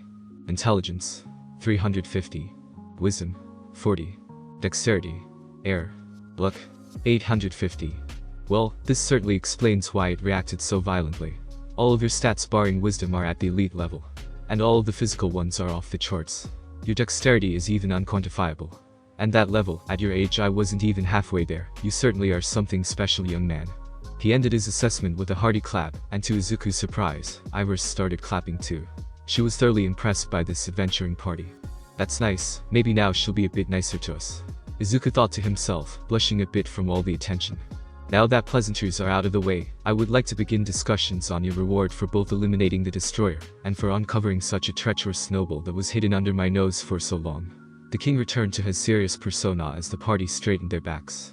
Now that the former Lord Alderp has been arrested and stripped of his titles, a new lord needs to take over the duty of governing Axel. Normally this honor would go to House Dustiness, but seeing as it was a young, up-and-coming noble and the hero who uncovered his plot, it seems only fair that you should be given a chance at the title as well. He announced with a bit of pizzazz at the end. Izuku thought. Izuku said, mind and body working in tandem to show just how flip-flopped his life has become since coming to this world. Why do you act so surprised? Think of it as a spoil of war. You took down a corrupt noble, and now you can take their place by rights of conquest. If you were just a regular adventurer I could understand your reluctance, but you're already a noble. King Belzer gasped in curiosity. Most people would jump at the chance of receiving that kind of authority. To be completely honest with you, I became a noble by complete accident. Izuku admitted, rubbing the back of his head at the resulting awkward silence. Nani? For the first time since coming here, the king looked genuinely shocked. His jaw visibly opened and his eyes wide. Izuku went on to explain the circumstances behind how he became a noble. By the end of it, both the king and his daughter were trying to hold in their laughter, the younger of which was failing miserably. Ha ha ha. Oh, gods above, that was a good one. I have half a mind to drop everything and make you my personal jester with stories like that. Seeing Princess Iris laughing at me was even worse. She had the Oju-sama laugh and everything. Eris is never gonna let me live this down. Well, since you explained it so well, I must agree you are too inexperienced for such a responsibility. For that reason, I shall delegate power to the rest of your party. Lady Dustiness Ford shall become the acting Lord of Axel, as is her birthright. However, she too is inexperienced. Rubbing his chin in contemplation, he addresses the party again. Tell me, does anyone in your party have experience in business, diplomacy, or even basic things such as mathematics and writing? He asked them. Izuku nudged Kazuma and mouthed the word shop to him. Ah, yes. I sought out Kazuma along with a fellow adventurer who could not come today, Whiz. Own a magic shop in Axel. Whiz is the real owner, but her business sense is terrible, so I help out when I can. Since then the shop's profits have increased by 1000%. Not surprising when you realize that the shop was in the red for the most part. And with the Kwa helping out, their marketing alone brought in a veritable tsunami of new business. Impressive. Then you, Sato Kazuma, shall be the new treasurer for the city of Axel. You shall work directly under Lady Dustiness Ford and deal with any financial issues that may arise. Kazuma looked ecstatic. He always did say that he wanted a cushy position in high society. At least he did after he realized just how tiring actual hero work really was. Eris was the next to speak up. The Kwa-chan and I can look after the city's religious needs. We are both quite high-ranking members of our respective cults. The king smirked at this and dropped a major bombshell on the party. Oh, I'm sure you are, Eris-sama, Akwa-sama. Silence, nobody dared to say anything. If you're wondering how I found out, Izuku-san here reverts to calling you Eris when he gets lost in the moment. Shit. And the name Akwa, along with the blue hair, blue eyes, an obvious divine artifact, was a dead giveaway. That Hagoromo was suspiciously shiny. Upon realizing this, Izuku was just surprised that they kept up the secret for so long. Besides, you two aren't the first, nor the last goddesses to visit our world. I have it under good authority that the goddess Wolbach has also descended. For what reason? I don't know yet. Logging that away for later. Possible future divine intervention was always important to note down. Diplomatic relations should be handled by a member of nobility with a good deal of experience. Therefore Lady Dustiness will take over that side of things. Although seeing as it's the town of beginnings for most, I doubt any heavy-duty negotiations will take place there, so it will give you time to adjust. Darkness nodded. That seemed fair. She would need to take over her father's duties eventually. This would help her practice. As for Izuku-san, please give me a list of talents that you feel may be relevant for a position in government. Don't leave anything out. Think of this as a surprise interview, he said jovially, putting the green hero on the spot. Great, I do best under pressure, not Izuku thought with a bit of panic before just barely compassing himself. Well, I know how to read and write, pretty basic but important. I can do high-level mathematics easily enough. I have experience dealing with money since Kazuma-kun and I usually divvy up the rewards from quests, as well as plan large group purchases, like the mansion. Chuckle sigh, never living it down. Obviously I'm proficient in combat, and Kazuma-kun can attest to my teaching skill, so I could train up the local militia, if the situation called for it. I can also transform and manipulate any substance into any other substance by touching it. This process also works in reverse, so I can convert physical matter into pure mana through touch. That last one might have been a bit much. Stunned silence. Okay, if I didn't know you better I could have sworn that you were bragging halfway through. That's quite the list of skills, I got it. Isuku Midoriya shall be the chief advisor to the other members of Lady Dustiness's staff. When the time comes I shall leave the city in your hands, but for now, use this job as a way to gain experience until you're ready. And just like that our party became the new rulers of Axel City. I don't know whether my mom would be proud or disappointed at this point. Unconscious, let's stick with unconscious. Izuku thought as they left the throne room, the whole party letting out a deep sigh of relief, before freaking out completely and coming to Izuku for answers. I need a vacation. Izuku thought, seconds after getting his first job. Izuku-nai. What are we gonna do? I talked a big game, but I never expected this to happen. Kazuma said while shaking my shoulders. He dug himself into this mess. All I can really do to help him is to give him advice. Listen, everyone, I know that we've been given some great responsibilities, but I believe that we can pull through. Each of you has amazing talent that can be used to help Axel flourish, and I'll be there along with you all. I promise that no matter what I'll never abandon this team. Who's with me?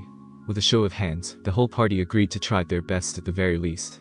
Megumin and Yunyun got off lucky. All they had to do was help me if I ever decided to teach the city's militia magic. Well, there was another complication that Izuku failed to mention. Izuku-kun, are we ready to leave? Came the voice of the party's new royal party member. By some black magic that they failed to understand, Iris decided that joining us would be for the best.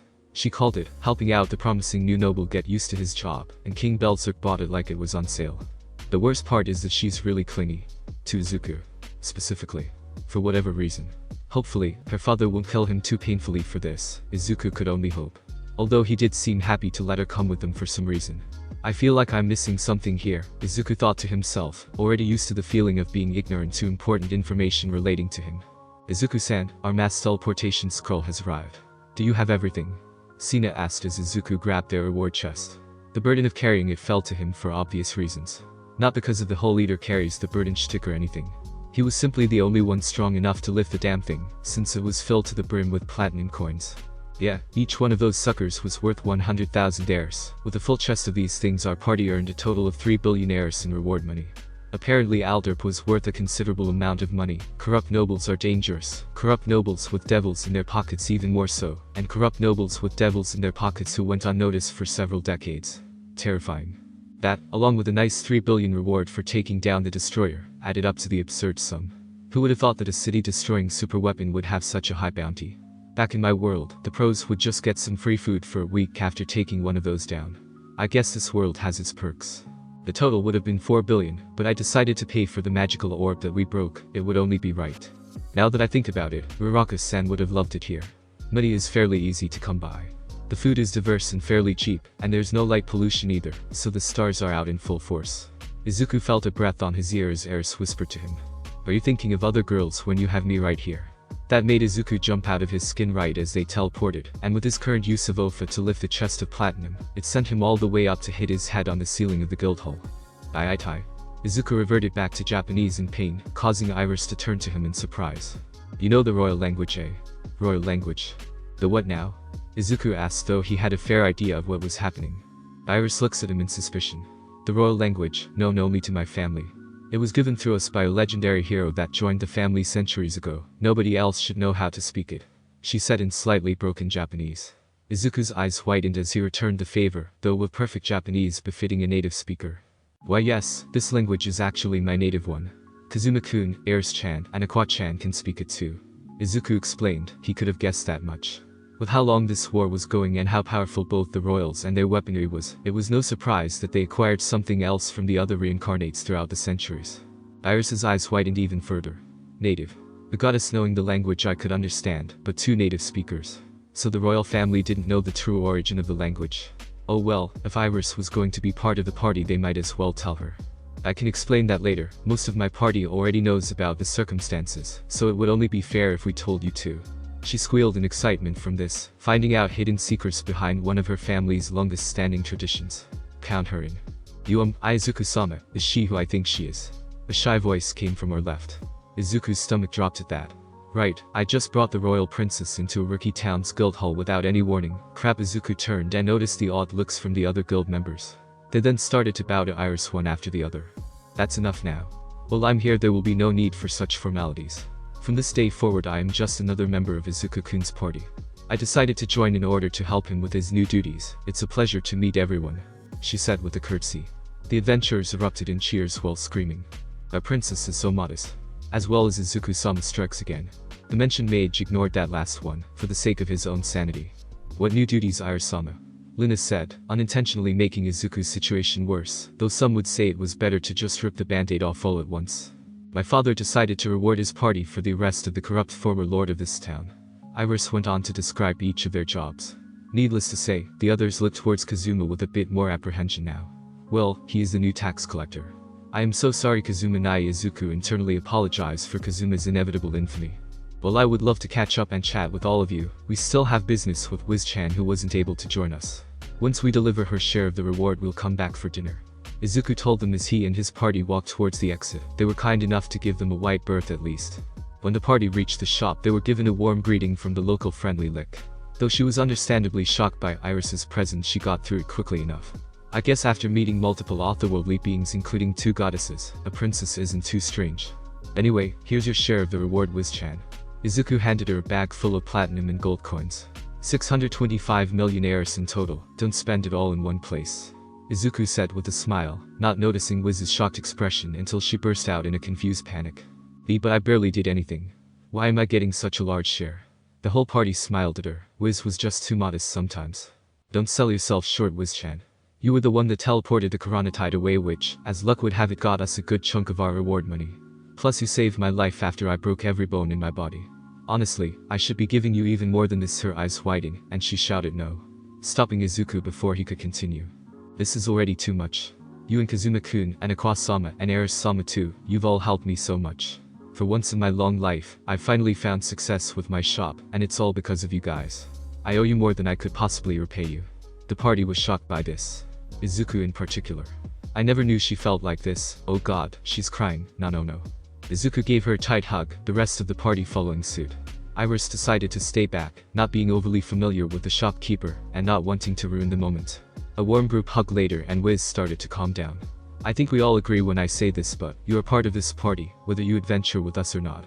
The clamor of agreements rings out from the others. Even Eris and Aqua managed to look past their natural hatred of the undead, enough to accept Whiz as one of their own. If you ever need help, just ask. Because this party, it's become my new family, and I take care of my own. Kazuma said with absolute certainty in his voice. Yun got a bit teary-eyed at that, but managed to keep it in for now. Would you like to join us for dinner, Whiz-san? We should talk about business, considering that our favorite shop just got some public investors. Izuku invited her over, to which she agreed with a wide smile. The full party then headed back towards the guild hall. Today was a good day, all things considered. Hopefully, they would all be able to meet the king's expectations. Izuku-nai, we have a very serious problem, Kazuma said. His expression was grave after reading several documents, each being magical in its own way. There were the city's tax sheet and the profit sheet. On the former were the various taxes implemented by the former Lord Alderb. After skimming it, Izuku could already tell the issue. Completely and utterly corrupt. Nothing else could describe it. Most of these tax laws were so complex that it took several rereads to even begin to understand them. That fat tub of lard was bleeding everyone dry without them knowing. I bet that demon he employed was responsible for writing most of these. Too bad they never caught that one. I see what you mean, we can't let things keep going like this. The other sheet was what sold it. Only 20% of what the people pay actually went back into public services, the rest just lined the governor's pockets. Yeah. And I thought Japan's taxes were utter crap. This just blows everything out of the water. No wonder so many adventurers were living in the damn stables every night. Lucky for them, changing these was easy enough. All they had to do was use some magical cleansing liquid to wash out the ink. Then write new taxes, or make revisions as they saw fit. Now the only question was, what stayed and what went?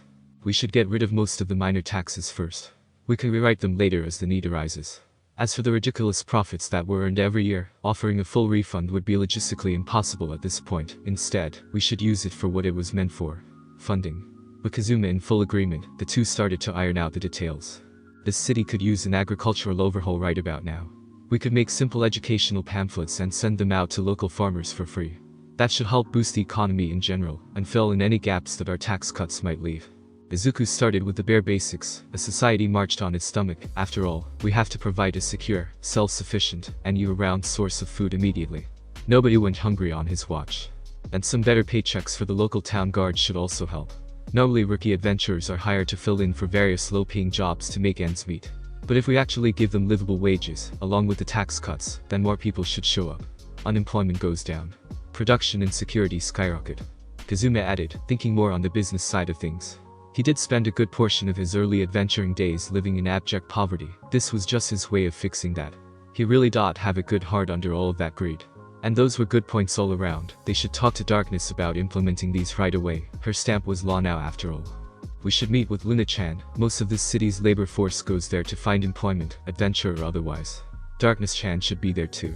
From what Izuku noticed, the place was completely full, day in and day out. Poor Luna seemed to be constantly overworked too. Maybe this would lighten her load. 20 minutes later. Guild Hall. Izuku-kun, Kazuma-kun, welcome. Luna addressed the two personally with a bow. How may I help you two today? If you're looking for Darkness-chan, she's over there, she said while pointing to the back of the restaurant section. Thank you, Luna-chan, we're looking for her. And as a heads up, we've been looking into the city's finances. Long story short, the former noble in charge of this place horribly mismanaged them. You can expect things to get better before they get worse. Izuku whispered the news to her. She seemed surprised at first, but then shook her head. If anyone can do it, it's your party, Izuku-kun. I trust you all much more than that old traitor anyway. Good luck. With that boost to their confidence, the two green adventurers headed towards Darkness, who was looking through her own documents. Mostly established treaties and alliances to make sure that she didn't violate any of them unknowingly. Good morning, Darkness-chan. Izuku called out, causing Darkness to jump a bit. Good morning, Izuku-kun, Kazuma-kun. She noticed the documents we were holding. Is there something you need? The two nodded, showing her the documents and explaining what they wanted to do. Her face morphed into a serious look as she mulled over their ideas. I'll agree to it. If what you propose on doing will help this city prosper, then, of course, I will. I just need one of you to write down the specifics on paper. From there I'll see what I can do. After ironing out the details for a few more hours, they ended up with a halfway decent plan. Now all that's left is to find someone that can work as a manager. Yun did say that she was going to be the leader of the Crimson Demon clan eventually. This might be good practice for her. Although her people skills leave something to be desired, Luna should be able to help with that. With his mind made up, Izuku walked up to Luna to make his proposal. Darkness may have approved of the changes, but the Adventurers Guild, and Luna by proxy, also needed to agree to the terms. This was going to be a massive change after all, and the new administration needed all the support they could get. After reading over their plans carefully, she looked ecstatic. Izuku-kun, this is amazing. With these reforms, our monthly income could easily quadruple. And with all of the extra work being taken care of without the need for supervision, I can finally. Her face turned shocked for a moment. She slowly turned her head and looked Izuku straight in the eyes. I can finally take days off every week. Before he knew it, Luna had thrown herself on Izuku and kissed him right on the lips. Izuku was so shocked that he didn't even notice when she let go and went off laughing like a maniac. Wow, didn't expect that one. Good work though, Izuku-nai, that's another conquest under your belt. Kazuma teased him. Izuku was still processing, however, so he didn't react. Oh, for goodness sake. Izuku heard Eris say before he felt himself being lifted up. Eris-chan, why? Izuku panicked at the sudden change in altitude. Cena-san asked for you, but you didn't respond when I spoke up, so now we're doing this. Cena. Does she need something from him? Wait, first things first. Eris-chan, please let me down, I can walk now. She stopped moving and put him down. Sorry about that, Izuku-kun. Also please watch what you call me. Although at this point I don't think my identity really matters. She admitted. The higher-ups already know who she was, and the people in this town pretty much worship their party as heroes, so they weren't a problem. Besides, Aqua all but proclaimed her divinity on a daily basis. She doubted that anyone would believe them in the first place. Oh, right, sorry about that. Izuku apologized. As they kept walking towards the exit, he noticed Cena waiting for them. She had a worried look on her face, so Izuku increased his pace. Good morning, Cena-san, is there something wrong? You look worried. She perked up at his voice and addressed the two. Hello Izuku-kun, I would like for your party to take a special request from the kingdom. You see, Cena explained how earlier that day a strange type of monster began to infest a place known as Keel's Dungeon. Apparently they were small humanoid chibi monsters that latched onto people and exploded on contact. Oh, okay. I'll go get Darkness-chan, Aqua-chan, and Kazuma-kun then. Izuku said nonchalantly. He would bring Yun too, but she was helping out Whiz for the day. Something about a magical test dummy. If it's just a large group of weak enemies, then we should be able to handle it ourselves. She looked relieved at this and joined us as we gathered our team. Keel's dungeon was several hours away, so by the time they got there it was already nightfall. Cena-chan was right. These monsters are strange and identical, maybe they're summons. Eris seemed to know more than me since she gasped the moment she saw the little suicide bombers. That mask. It's demonic, the mask of Hell's Duke Vanner. But why is such a high-level devil in a place like this? So they were dealing with a devil, huh? Good thing they brought Aqua. From the mission briefing that the party was given, Keel's dungeon is fairly easy to navigate, especially with the map they were provided with.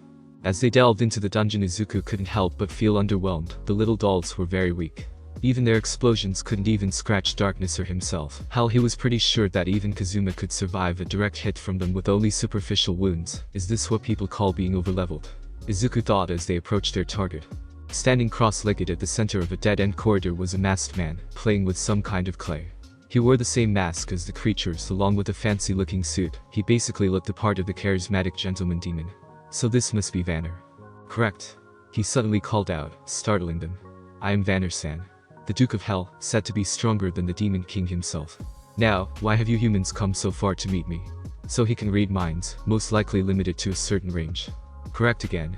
You are a smart one. Since you know my name, I can assume that you knew that I was a demon general, right? That was wrong, so he can only read surface thoughts. Good to know. I see that I've revealed a card from my hand, eh? Clever. Well, if you truly did not know, then let me make this clear. I may be a demon general, but I wish you humans no harm. I merely keep the barrier over his castle powered. A general in name alone, if you will. That was nice and all, but his actions say otherwise. Those dolls pose a danger to any of the adventurers who come close. And as a beginner's dungeon, fatalities were even more likely. Oh, my apologies. I had used these dolls to make sure that this dungeon was empty. It seems that my work has been completed. I truly wish no harm upon the humans. They are my food source after all. Izuku activated one for all the moment he said this. Explain. Very carefully. He threatened, hoping that this was a succubus situation. That came out wrong. Vanner stops in his tracks and cleared his throat. Indeed, you see, devils like myself feed off of the negative emotions of mortals. Thus, murdering our food source would be counterproductive. Besides, my tastes are a bit more specific. I prefer the taste of shame above all else. He explained, being completely honest since he had no need to lie. That wasn't that bad actually.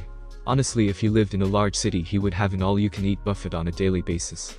Especially with the Succubi around. But why was he clearing out a dungeon of all things? Ah, that's an interesting story, you see. He began monologuing about his master plan.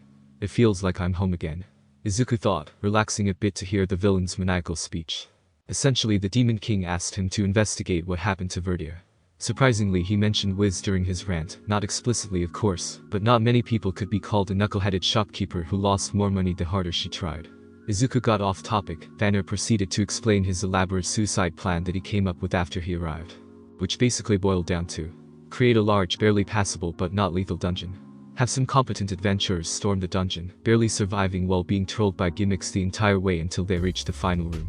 Show himself and battle the adventurers to the death, most likely killing himself, since most people couldn't hold their own against a demon general, and finally troll them a final time by having a large chest behind him that only contained a note saying you lose inside. All in all, it was the most evil thing that I've ever heard. Why, you marvelously evil bastard. If you weren't our enemy, I would be praising you. Kazuma said with no shame whatsoever. He's gotten a lot more confidence since he came back from the capital. Darkness looked scandalized by his comment, while Eris just looked resigned with her friend's attitude. Eris? Oh my. I hadn't noticed at first, she hides it well, but your mind is an open book, young hero. I must say I'm surprised to see a goddess walking among us. Make that too. Those blue eyes, that blue hair and that similar aura, you must be Qua. Damn it. Finally. Some regret, a hint of shame and self-loathing. It tastes delicious coming from such a pure soul. Izuku sweat dropped at this. At least Vanner was honest. If I may ask, why do you want to kill yourself? Izuku asked in curiosity. Why would an immortal want to end it all? Oh, that's a bit of a misnomer, I admit. You see, my physical body resides in hell. If my current body were to die, I would simply be reborn with a new one. I simply wish to use this first life to cause as much suffering and shame as possible. Vanner answered jubilantly, no shame in his voice. Too honest. Well, if he wants to die in an epic battle anyway, might as well give him his wish. Before Izuku could launch himself at their demonic host, Kazuma spoke up with a sudden energy. If it's shameful suffering that you want, then I have the perfect job for you. Izuku was just gonna let this happen. Kazuma hadn't messed things up too badly before. Now follow me on this one. Would you like to become a bureaucrat? Silence prevailed as the ridiculousness of the question sunk in. Kazuma, you idiotic genius. Vanner started laughing. Uncontrollably. He even started contort his body into odd angles from his laughing fits, until out of nowhere he stopped dead and stared directly at Kazuma. I'm listening. Well, that was easy.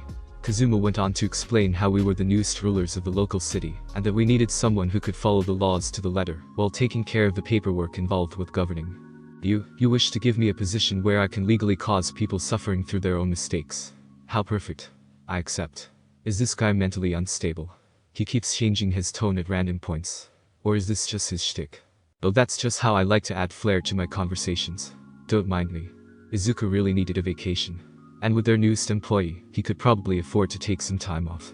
Maybe Kazuma's idea had some merit after all. Konosuba was his shop. So, Axel's new governor now had a demon under his employment, how ironic. And the enemy army itself had a total of 2 demon generals out of commission. Beldia was obvious, being melted him into oblivion and all. Vanner decided to stop powering the Demon King's barrier, ever since he accepted our offer of employment, which served as enough evidence for the government to confirm the kill. 500 million more heirs for that one. It could have been 3 generals, however. You managed to convince Vanner-san to join you. Whiz yelled out of sheer shock from what her friends told her. Yup. Who knew all you had to do to defeat a demon general was to talk him down? Kazuma said with a thumbs up. Getting him there wasn't even that difficult. All they needed to do was take his mask, which acted as a soul phylactery, and sneak it past the guards. Amazing. You guys are truly amazing. Now there are only 5 demon generals left. Not counting myself, of course.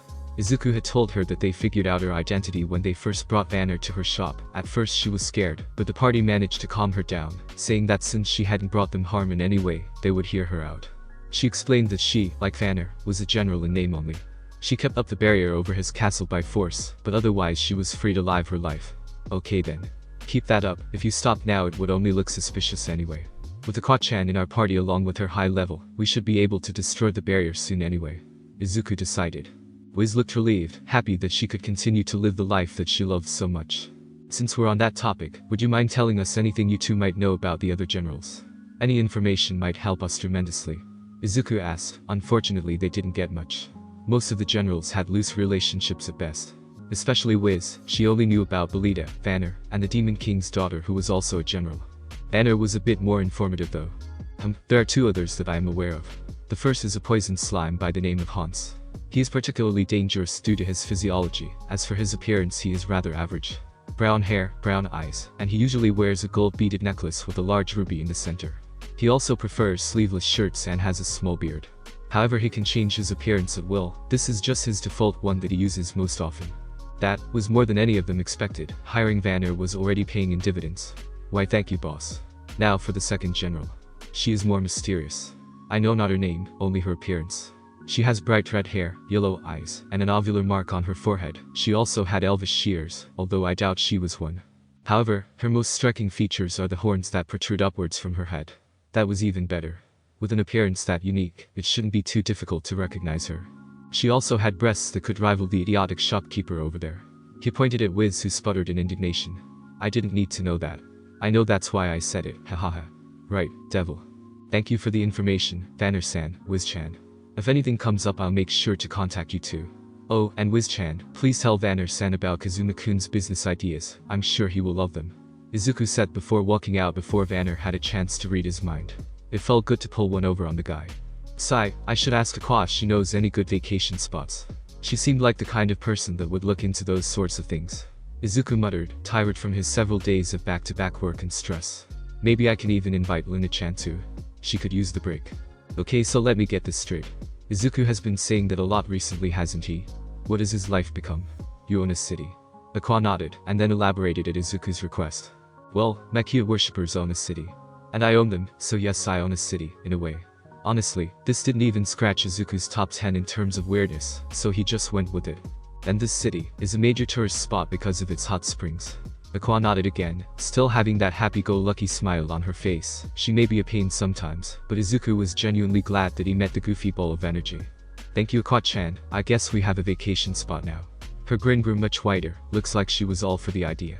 Yup. I'll go find Darkness-chan, Megumin-chan, and Yun-Yun-chan. Good, Kazuma and Eris were already packing so Izuku would go pick up Luna and Whiz later, they deserved a break too. But before that, it was his turn to prepare. Freshly made bathrobes for everyone, towels, emergency money, a few magic scrolls that he picked up from various magic shops, and finally some emergency food, just in case the trip took longer than expected. With the packing finished, Izuku headed over to the guild hall again to tell Luna the good news. Guild hall. But Izuku-kun, who will fill in for me?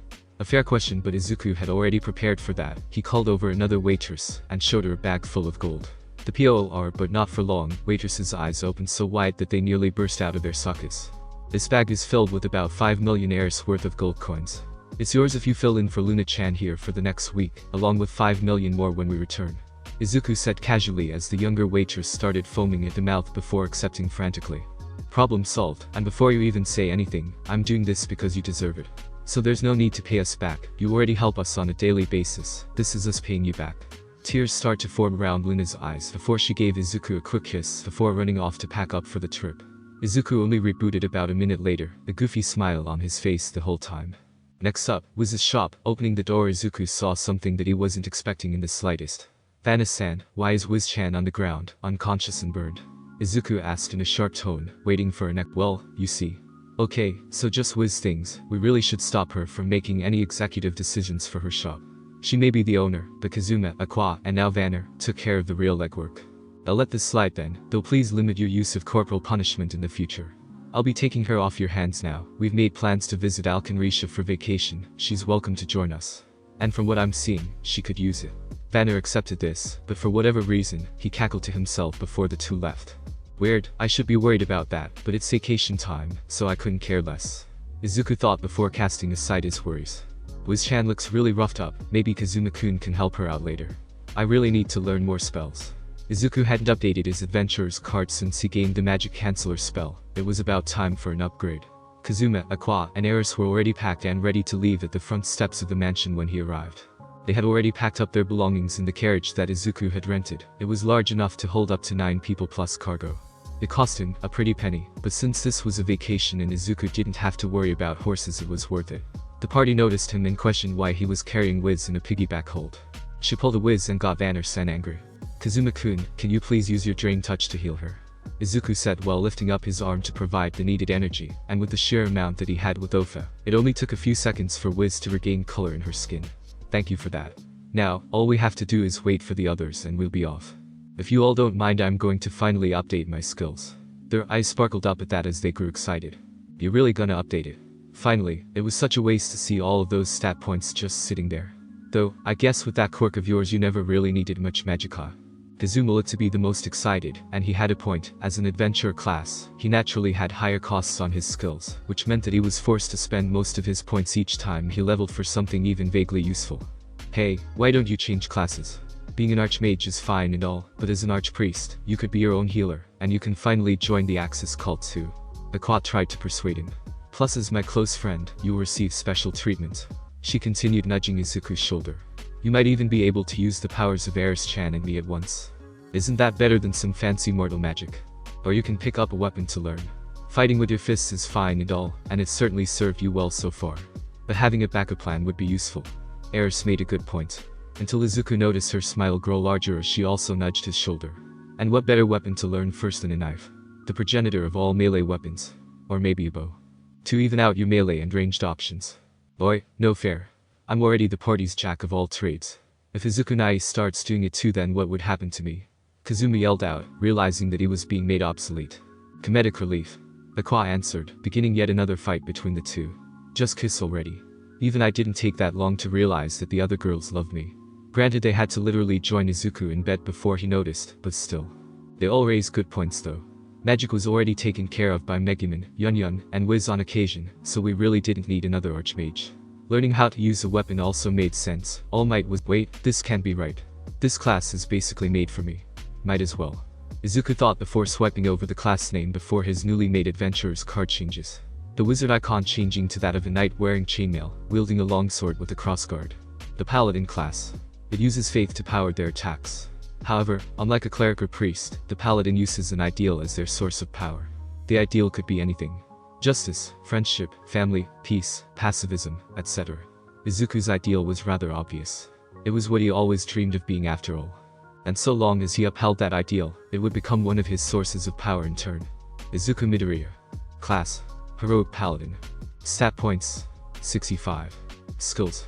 Magic Canceller. Available skills. Blessing of Strength. 1 point. Blessing of Agility. Free. Blessing of Constitution. 1 point. Blessing of Luck. 1 point. Cleanse Magic. 5 points. Corruption Removal. 3 points. Creative Protection. 3 points. Two-Handed Master. 6 points. One-Handed Master. 6 points. Ranged Weapon Master. 5 points. Cleanse Toxins. 2 points.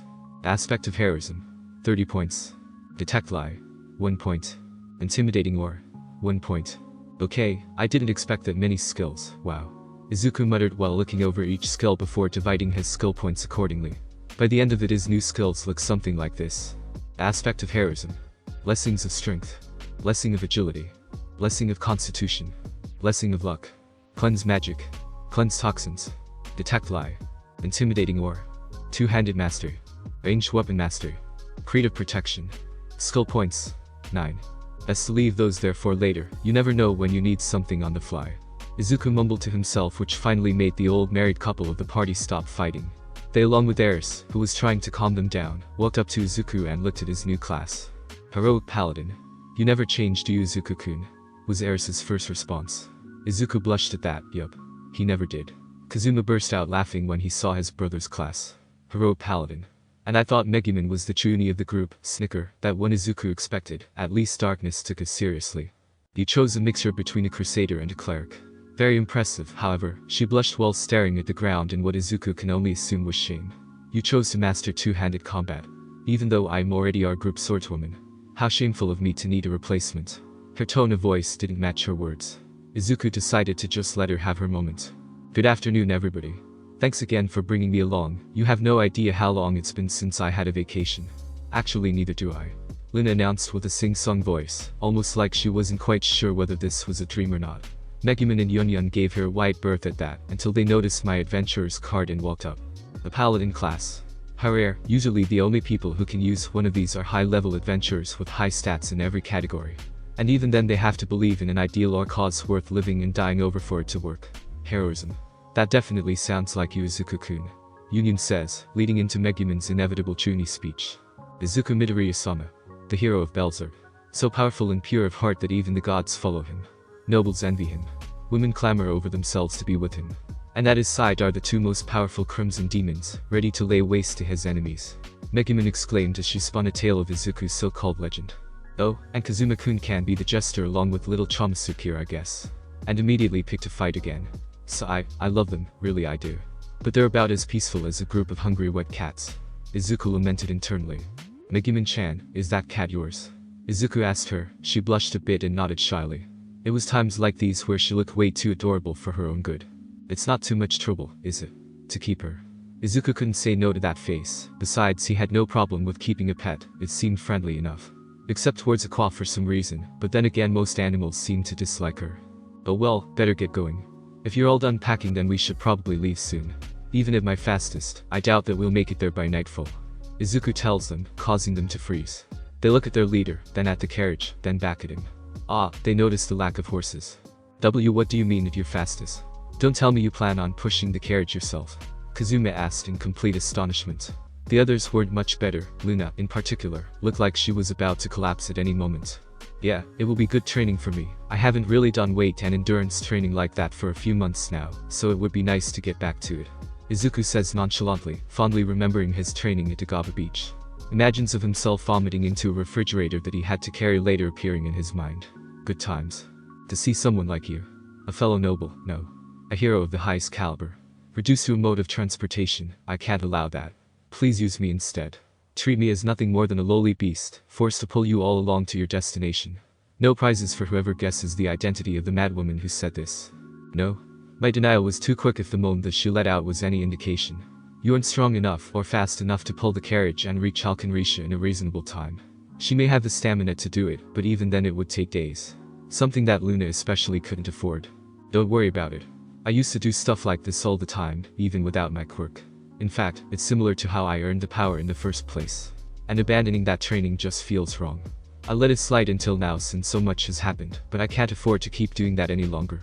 At this point, Aqua burst out into tears. Such determination, such a drive to improve. You really are a hero. Was there any doubt? Izuku said he was, and sure he never graduated, but saving the city multiple times and having several defeated supervillains under his belt had to count for something. Even so, I feel bad about making you do all the hard work on our vacation. It just doesn't feel right. Yunyun argued weakly, even though she couldn't really do anything to help him. Izuku just raised an eyebrow. You're not forcing me to do anything, I'm doing this willingly. If I wanted to, I could just rent some horses to pull it, but I genuinely want to get back to my training. I'll just say that my vacation officially starts when we reach the city. It shouldn't be that bad anyway. The full carriage, passengers and cargo included, only weighs about a metric ton. If Izuku tried pulling it when he first got here, he probably wouldn't be able to push it very far. Or for very long. But now. Izuku activated one for all at about 20% and grabbed the carriage from the bottom with one hand and then lifted above his head in one go. See what I mean? I don't even have to use my full set to do this, and I'm not even using my current limit either. I could pull this thing for almost a full day without getting too tired. Izuku might have overdone it a bit. The mages of the group were rubbing their eyes, trying to see if they were hallucinating. Luna passed out, finally done with the absurdity of the situation. Kazuma was crying manly tears of pride. Shattered pride, that is. He could never pull off a feat of strength like Izuku just did. Aqua was crying girlish tears of pride. Actual pride this time, for her Axis acolyte. Somewhere along the line, she decided that Izuku was going to be an honorary Axis cult member, and if he was going to be a badass, then she would also look good by proxy.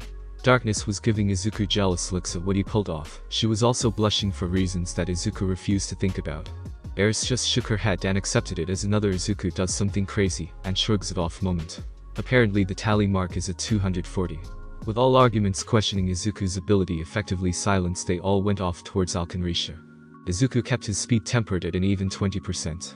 Any faster and his party's spines would turn to mush after the long journey on an unpaved road. That being said, he was still traveling faster than any horse, easily at double their speed. So the party should arrive at Alkenrisha before the next day. When nightfall came, Izuku decided to take a rest. The party brought out the food and cooked up a nice meal by the fire. Or at least it was a nice meal until a mob of undead attacked then. Honestly, they were no problem. Aqua could handle them all by herself, but it still ruined the mood. They tried to get some sleep after that, but then a group of ravenous birds ran into our camp. Apparently they were attracted by the resident rock-hard crusader. The creatures that attack the hardest thing they can find, so I guess they're attracted to Darkness Chan's armor. Eris explained while Kazuma snickered. Either that or they're attracted to her rock-hard body. Kazuma committed verbal suicide once more. I'm not saving you from that one, Kazuma Nai, you're on your own. As Darkness was busy kicking Kazuma's face and Izuku quickly took out the birds that were attacking them, they weren't particularly strong, just determined. Team GREN minus Izuku, air spa. Man, I feel bad for Izuku Nai. This is supposed to be a vacation, but he's the only one doing all of the work. Kazuma commented. Aqua took exception to this. What do you mean by all the work? I was the one that took out those zombies. And to be fair, she did, though Kazuma was probably talking about physical labor. Modest as always, Aqua-senpai. He did say that his vacation didn't officially start until we reached the city. I've seen his old training routine back when he was still alive in his old world. Don't worry, he'll be fine. That was a partial lie. I was sure he could do it. Without a doubt. But it really wasn't fair to him. But the best I could do now was to not get in his way. So with a smile on my face, I turned in for the night. No sense in being exhausted tomorrow. I'll let my super-powered boyfriend handle the grunt work. Next EAY Alkenrisha, Green Mike Pav. Do you know how someone would react if a human-drawn carriage, moving faster than any horse, and carrying the spitting image of both your goddess and her junior? Surprisingly tame actually. One man in particular summed it up. Aqua-sama, that must be right. Who else would have such a beautiful shade of blue hair? Or such perfect blue eyes? And that divine feeling Hagoromo. Also, that silver-haired woman, it must be Eris-sama, right? I guess that's cool too. He finished his sentence with much less enthusiasm. I guess these guys are a lot more in tune with the divine. People did keep calling them zealots, so it makes sense, Izuku thought as sweat poured from his body. He talked a big game, and to be fair, he delivered. But now he was beyond exhausted, and he really needed those hot springs at the moment.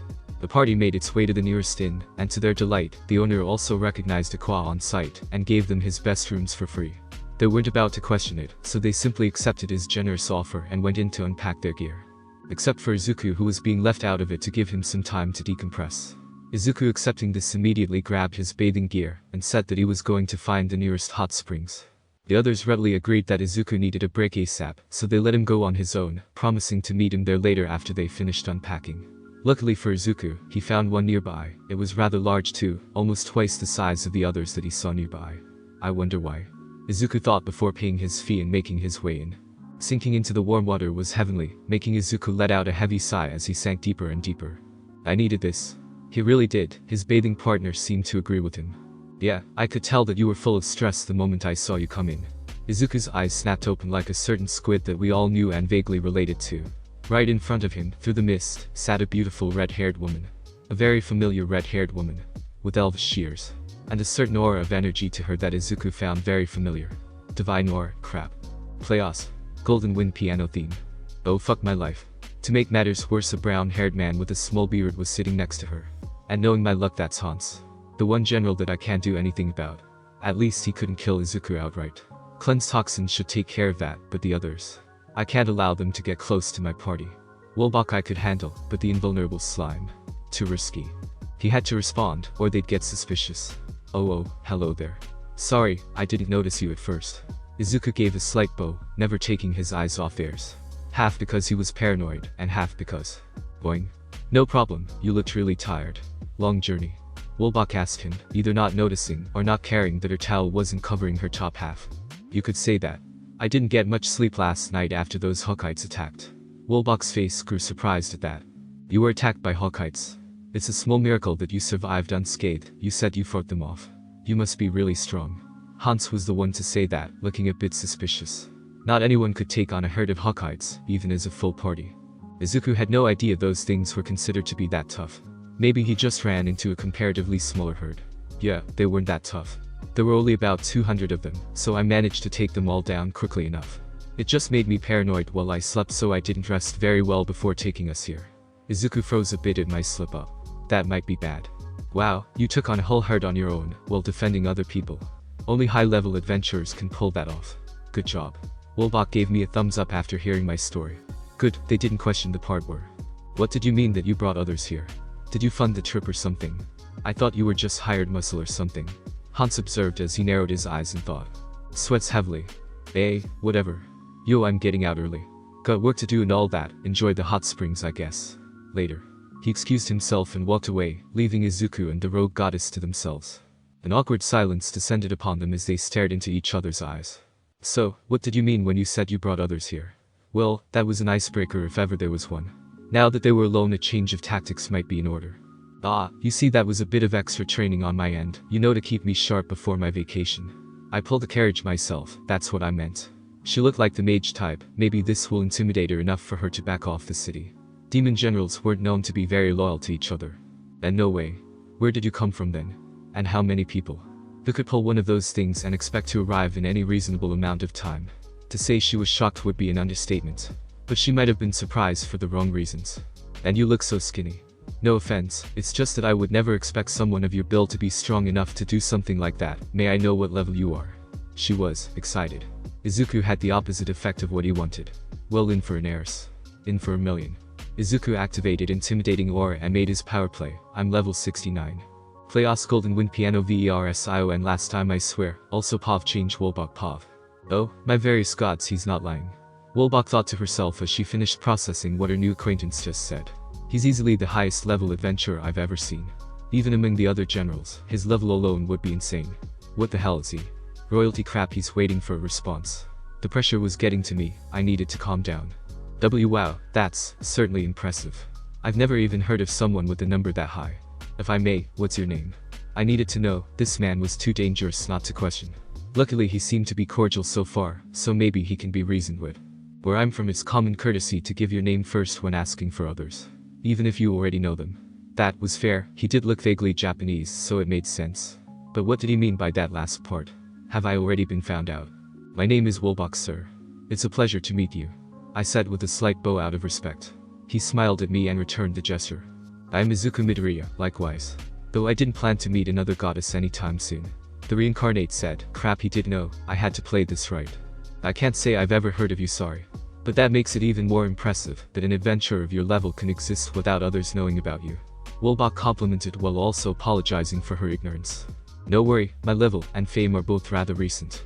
I might have killed Beldia a while ago, but taking down the destroyer and defeating Vanner was rather recent. That last one only happened a little over a day ago after all. I tried to hide it, but my eyes were bulging at the moment. H said that so casually. Like he was talking about the weather. What is he? I was probably visibly sweating at this point, even in the bath, he noticed. There's no need to be so afraid, Wolbach-sen. I am here on vacation after all. I don't intend to fight any demon generals today, so long as they don't cause any trouble. The hero admitted, much to my relief. Oh, thank the gods. But that means Hans will have to stop what he's doing. I don't think he'll listen to me, even if I told him about Izu. My train of thought was cut off as he said something else. To make this clear, I will fight you so long as you do nothing wrong. Truthfully, I've had nothing against most of the demon generals that I've met so far, only opposing them because they confronted me directly. Hey Wolbok-san, would you like to learn a secret? Something only my party and I know about. He holds no ill will towards us. And a secret? Why would he tell me that? I have to warn you though, you can't tell anyone else about it, or I'll be forced to kill you. Understood. I nodded fervently.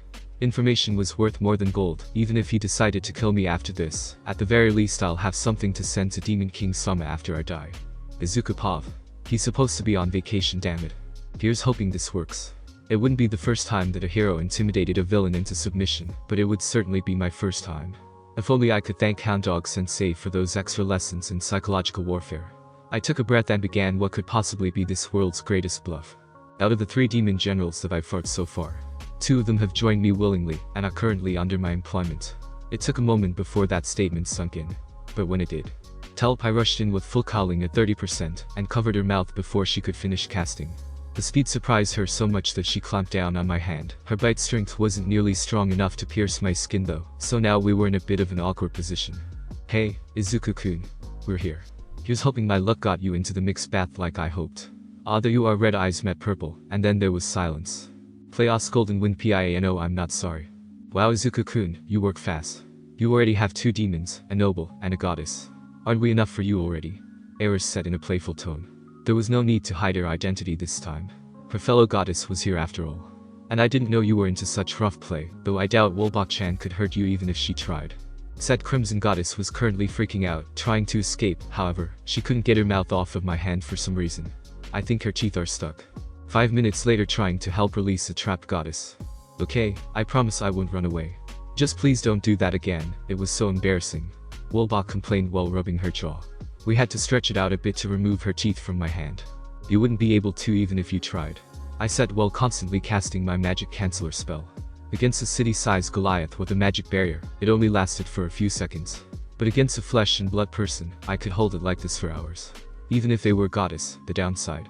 And could you please choose somewhere else to grab? This is a bit too intimate, she said, motioning to my hand which was held behind her neck. I had to maintain physical contact for it to work at its most efficient. If I grabbed your arm or hand it would be even worse. Plus we're in the bath right now. There weren't many other options, sadly. Although Eris seemed to be enjoying the view. Is she enjoying seeing me with other women? I wasn't able to finish my contemplation as 4 more people joined the bath. The rest of my party sans Kazuma and Aqua had arrived. I wonder what those 2 are up to. Explosion Sensei. What are you doing here? Megumin knew Wolbok. Well, this day was full of surprises. Wolbok seemed equally shocked. Megumin-san. Well, this is a surprise. I never thought I'd see you again. And you're in a party with Izuku-sama. Honestly, I'm a bit impressed. Their praise seemed to send Megumin over the moon. Whatever their relationship was, my little demon mage clearly had a lot of respect for the fallen goddess. Thank you, Explosion Sensei. With Izuku-kun's help and your explosion magic, I even got myself to level 60. Isn't that amazing? Wolbok started to break into a cold sweat again. I guess Megumin helped me out without even knowing. At least that worked. Izuku-kun, why are you holding Explosion Sensei like that? And why does she call you Izuku-sama? Don't tell me Kazuma Baka has been corrupting you, she exclaimed while pointing at me. Ah crap, I'm on my own for this one, aren't I? Eris wasn't going to help, she's enjoying this too much. Darkness was blushing and muttering to HERSCLF, a girl after my own heart. Whiz was still in shock at seeing Wolbok here, and Yunyun was being Yunyun and copying Megumin's pose. After dealing with Megumin's accusations of being corrupted, a few head pats and reassurances were all it took to fix that, funnily enough. Plus Izuku managed to turn it around on her for knowingly walking into the mixed bathing section with him. Normally this would apply to Izuku too, but in Eris's words, Izuku pulled a goddamn carriage filled with 8 people plus cargo for over a day. He deserves some slack. Now the girls plus Izuku had to deal with was their new goddess friend. So Wolbok-san, would you please explain to us what you and Hans were doing here? Izuku asked in the calmest voice that he could muster. After the chaos of their meetings started to ebb away, Izuku came to realize that he was in the bath with 6 extremely attractive women, 5 of which had shown feelings for him. I'm pretty sure this situation would have killed me back at UA. How far have I come that this has become just another day? Albeit a weird one. To be honest, I just wanted to enjoy the hot springs. Hans is the only one aiming to harm the people here.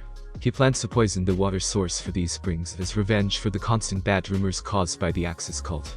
The Demon King is particularly angry at the followers of the Qua for slandering his name constantly. It made sense, the 2 goddesses were pretty adamantly against the Demon King.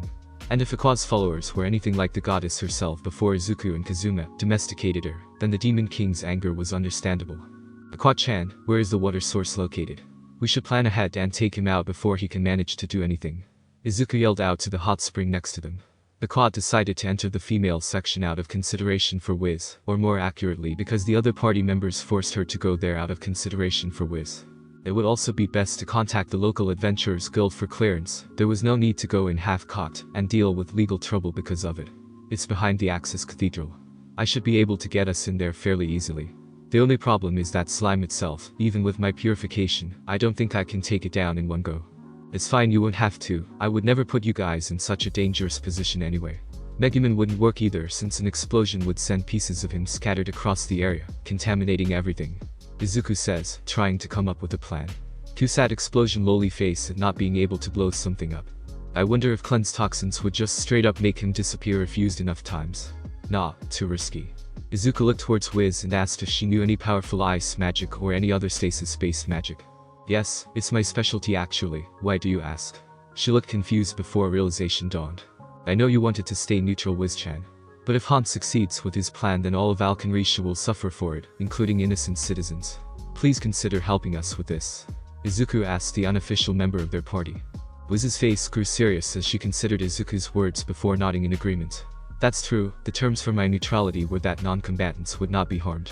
Hans is breaking that promise, so I have no reason to not help out. I accept. Through the whole thing, Wolbach just kept growing paler and paler. The way you can gather powerful allies like that. It's terrifying. It almost reminds me of Demon King Sama. That was surprising, so she knew the Demon King personally. Izuku would ask about that later, but for now, he should make some ground rules. Since you weren't involved in the plan, I won't hurt you in any way. You're free to enjoy the hot springs as you wanted, just don't contact Hans while you're here. That includes contacting him through a third party. In fact, for the next few days, consider yourself under house arrest. I would allow you to leave the city until Hans is dealt with. Izuku gave his ultimatum. That's all. I don't mind, but how exactly are you going to keep me from just teleporting away the moment you let me go? Izuku looked her dead in the eye and raised a fist. This time it was covered in 100% of Ofa. He didn't do anything with it as to not break his arm, but she seemed to get the point. Because if I ever find you again, I won't give you the same chance twice. Her eyes went blank at this as she nodded slowly. Yes, of course, how foolish of me. Thank you for such a generous offer, Izuku-sama. Please put the fist away. Wolbach said in a completely monotone voice. She was already scared of Izuku when he busted out a 30% full cowling. The way he just tripled his power like that would obviously terrify her. Or anyone else who could sense the increase for that matter. Izuku-kun is scary when he wants to be, Yun-yun said while cowering slightly. Megumin just looked torn. On one hand, what her boyfriend just pulled off was undoubtedly cool. On the other, he just threatened her old teacher with death. Whiz knew full well what Izuku was capable of, so she wasn't very surprised. Eris just had that mischievous grin on her face throughout the whole encounter. And Darkness, well. Darkness looked like she was one step away from having an orgasm. And I think it's about time I got out of the bath. Izuku thought. This couldn't be healthy for him. I'll be getting out now. You girls enjoy the hot springs. I need to take a nap to rest after pulling that carriage all day yesterday. Izuku's stamina wasn't what it used to be. That was the problem with stopping intense training in exchange for fighting strong opponents. The body gets used to short bursts of energy, rather than long drawn-out exercise. Izuku made his way into the lounge provided for customers, and took a nap on one of the small beds provided. He got a good half an hour of sleep before he was jolted awake by a startling realization. Izuku immediately jumped up out of his bed and started to get dressed in a panic. The others who had finished with their baths were surprised by their leader's sudden energy, and asked him why he was so panicked. We're screwed, done for, dead, game over man. Izuku muttered, which just got them even more worried. Especially Wolbach, who decided to follow her survival instincts and stayed with them. What could possibly scare a near level 70 adventurer? Izuku-kun, what's wrong? Did you forget to hide all your dirty mags before leaving the mansion or something? A clearly drunk Aqua asked as she stared at the green paladin in confusion, who was too busy preparing himself for a suicide mission to answer her. We forgot. His muttering got louder as his panic grew. Forgot what? Extra mana potions. Your armor. Chamisuk. I have her right here. Megumin tried but failed to. Izuku would have run straight out the door and made a beeline to Axel, but he was stopped by a smack to the back of the head courtesy of Darkness, who was getting really worried. It didn't do any actual damage, but it managed to knock him out of his panic state. Thank you, Darkness-chan, I needed that. Izuku thanked her as he tried to calm himself down. What is it that we forgot that's gotten you so worked up, Izuku-kun? Darkness asked, making Izuku's panic return slightly as he was reminded of its source. We forgot Iris-chan. Silence. For multiple reasons. The quad just passed out from alcohol poisoning, they ignored her. Megumin, Whiz, and Yunyun looked ready to keel over. Iris looked slightly worried, but managed to shrug it off. Darkness froze as she realized the severity of their mistake. Kazuma nearly had a heart attack. Actually, never mind, he straight up had a heart attack and was currently foaming at the mouth. And Wolbach was still staring at the cat. Thankfully, before Izuku could panic any further, the logical part of his brain kicked in. Whiz-chan, Yunyun-chan, save me. I need you two to teleport me to and from Axel. Please, we don't have much time. They stopped in their tracks and then grabbed Izuku's shoulders while Whiz yelled teleport. Minutes later, Alken reached in. And that's how we managed to add the Crown Princess Iris into our party. A freshly sobered up Aqua finished her overly dramatized tale of how royally screwed they were for forgetting Iris. Literally. You have to be the strangest adventuring party I've ever witnessed. Wolbach answered back with a perfect deadpan look. Two goddesses made mortal, one who came here willingly while the other was forced. Two reincarnates, one with no real natural talent other than luck, while the other arrived with enough power to rival a demon general without his gifts. She was still processing that one, to be honest. Two Crimson Demon Archmages, one of which happens to be trained by me personally. The daughter of a duke turned crusader.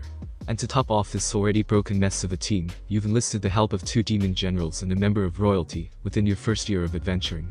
Wolbach needed a drink, the stronger the better. How does she get roped into this mess? All she wanted was a nice vacation at the hot springs, damn it. Well, now that we've answered your question, it's only fair that you do the same for us. Why have you been staring at Chamisuk for the last half hour? It was getting rather awkward, and even the cat started inching away from the Reddit after a while. Oh, she's my other half. Seeing the confused looks from her new acquaintances, she decided to elaborate. When I was sealed away by the Axis cult long ago, they split me into two halves. I was originally the goddess of sloth and violence, but my current body embodies sloth alone. The cat that you see there was my other half, which embodied violence. Megumin was apparently experiencing some Vietnam flashbacks as she let go of the animal, freeing it and letting it wander over to Wolbach. Upon making contact, the cat disappeared, and the goddess known as Wolbach was made whole again. Sort of. Huh, I expected more. I guess blasting the poor thing with explosion magic took out most of its violent tendencies. I don't feel much different now, just a little more agitated at being captured by Izuku-sama so easily. The two sides of her being were no longer equal. Sloth was her new dominant personality trait. She was thrown out of her musings by a flash of light, out of which came the three missing party members, and a sufficiently pissed off Iris. Said princess was currently pinching Izuku's cheeks as he tried his best to apologize in Japanese. I'm sorry. Please stop doing that, Iris-sama. I left in a hurry and I forgot about you, I'm sorry. The royal loli wasn't having any of that, though I could understand forgetting. But if you had a spell like teleport, then why did you wait so long to come back for me? Izuku stopped thrashing and answered honestly. I actually have a good explanation for that, please let me go and we can explain it properly. Iris, being the understanding princess that she was, decided to listen to his excuse. Thank you for being reasonable, Iris-sama. Cough. To begin, I guess I should rip off the bandage right away. Izuku pointed at Wolbach. That is Wolbach-san, the goddess that your father mentioned a few days ago. She is a demon general, and another one is in this city, planning to pollute the local hot springs water source. Iris's reaction was understandably filled with disbelief. So let me get this straight. You decide to go on vacation after defeating another demon general, which I learned about from a waitress of all people, I might add. Iris added with annoyance at being left out of her new party's cool adventures. During this vacation, you met not one, but two more demon generals. One of which you managed to intimidate into neutrality. She said, pointing at Wolbach, who just sat there staring sheepishly. With a deep sigh, Iris facepalmed and muttered. That adventurer's card is a complete lie. You have the worst luck that I've ever seen in my life. Izuku rubbed his head sheepishly at that. You misunderstand what luck is. Iris spoke up. The rest of the party looked at her as she explained her domain in greater detail. Luck is the general ability to fight against fate or destiny. Whether it turns out positive or negative, determines whether it's good or bad luck. They are subjective terms. Izuku-kun here was born powerless, and quite weak in body as well. In other words, he was fated for mediocrity at best. That certainly surprised those that didn't know his past. However, he trained his mind to be strong, and through a stroke of luck, he managed to beat out fate by obtaining a new source of power. One for all, that really was a stroke of excellent luck, regardless of what All Might said. Izuku earned the power, but it was a 1 in a million chance encounter in the first place. That is the definition of luck. It can be good, or bad, or even neutral. But its effects are always extraordinary for those with a lot of it. A blessing and a curse, if you will. Essentially, anyone with high luck is blessed and cursed to never have a dull life. Izuku could certainly believe that, although it made going on vacation near impossible, as he recently discovered. Well, with such a handicap I can forgive your misgivings, Izuku-kun. Now about this other demon general, do you have a plan against them? Iris asked, to which Izuku nodded an affirmative before going on to explain the details. Slimes are completely invulnerable to physical attacks. Fire may work, but it would cause too much collateral damage. Wind attacks will just spread the body around and make the situation worse. Earth will get dissolved slowly. As far as I can tell, our only option is Whiz-chan's eyes. She nods at that, already knowing her role for the future battle. She was a veteran adventurer after all. We'll set up camp at the water source and hide. When Hans makes his move, Whiz-chan will do her best to completely encase him in ice. After he's been contained, Megumin-chan will cast explosion on the still solid body, preventing the slime from spreading out any further. And hopefully, with a more concentrated target, he will be completely disintegrated from it. If not, then we can fire it another 2 times to make sure of it. Izuku finished his explanation. You can cast explosion 3 times in a row. How? Even I can't do that. Wolbach shouted out in complete shock. Even a goddess couldn't supply the mana for consecutive full-powered explosion spells. How did a petite teenage girl, no matter how skilled, have those kinds of reserves? Megumin looked smug at that as she pulled out a few mana potions from her bag. Mana potions? Created by our leader Izuku-kun, just one of these is enough to top me off on mana. I can drink about 8 of these in a day, but even so, casting explosions so many times does a number on my body, so I'm limited to 3 explosions before I need a few hours of rest. She bragged on Izuku's behalf, showing off his invention. Is this your gift, Izuku-sama? It's quite powerful then. Wolbach complimented after examining the potions. Izuku shook his head as a negative. I received 2 gifts actually. The first was just a device that allowed me to keep up with the events of my world and access information from it. My second gift was transmutation. Seeing her confusion, Izuku elaborated. I can manipulate any substance's shape and density. I can also convert equal amounts of one material into another, or into pure energy. I create these magic potions by injecting my own mana into simple freshwater, transforming it into a magic-rich drink. He explained as realization dawned on Wolbach. Izuku-sama, just how much energy can you generate from any ordinary material? She asked, hoping that it wasn't too bad. Oh, the material converted doesn't change the energy created. A kilogram of dirt is worth just as much as a kilogram of manatite. As for the amount, Izuku grew thoughtful, while doing some number crunching in his head. A kilogram of material would create enough energy to rival an explosion spell. He said nonchalantly, as Wolbach took several seconds to think about whether she should switch sides for her own sake. So yeah, that's basically the plan. A lot of these demon generals have been gimmicky at best. Basic trickery and some water magic killed Beldia, and Vanner just went down easily. Hans just needs to be trapped and destroyed in that order, albeit by high-level magic. Unknown to him, the rest of the inhabitants of the room all thought the same thing in unison. They weren't easy to kill, you're just too damn smart and strong. So I'm going to spend the rest of my vacation camping next to a hot humid hot spring source, while waiting for an unbelievably powerful poison slime to arrive. Luck really is something else, huh? You know, Izuku-kun, your tactics are on point, but you need to work on your strategies. Kanequa's somewhat justified complaints. In Izuku's defense, most people didn't think about the logistics of waiting for hours upon hours in a hot and humid place for a house-sized poison slime dressed as a man to show up. Grumble grumble, Kazuma's stomach growled in agreement. I can't believe I'm saying this. But Aqua-chan's right, the least we could have done is brought a deck of cards, or even some snacks. I'm about to die of boredom rather than from poison. Okay, screw it, making a deck of cards with transmute shouldn't be too hard, right? Turns out he didn't have to. As soon as Izuku was about to go out to find some vegetation to turn into playing cards, a wild Hans appeared. Finally, after all these years, I'm finally going to avenge our lord's reputation. And after the hell that those zealot bastards put me through, I'm going to enjoy this. Before the guy could take his first steps towards the water source, the party sprung their trap. Whiz-chan now?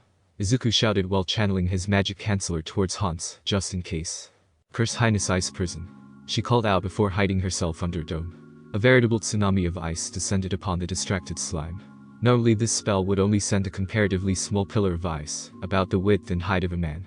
Too risky, Izuku said, so Whiz went out of her way to overcharge the spell. Having been frozen without a chance to react, Hans was effectively beaten. But the prison wouldn't last forever, much less in a hot and humid place like this.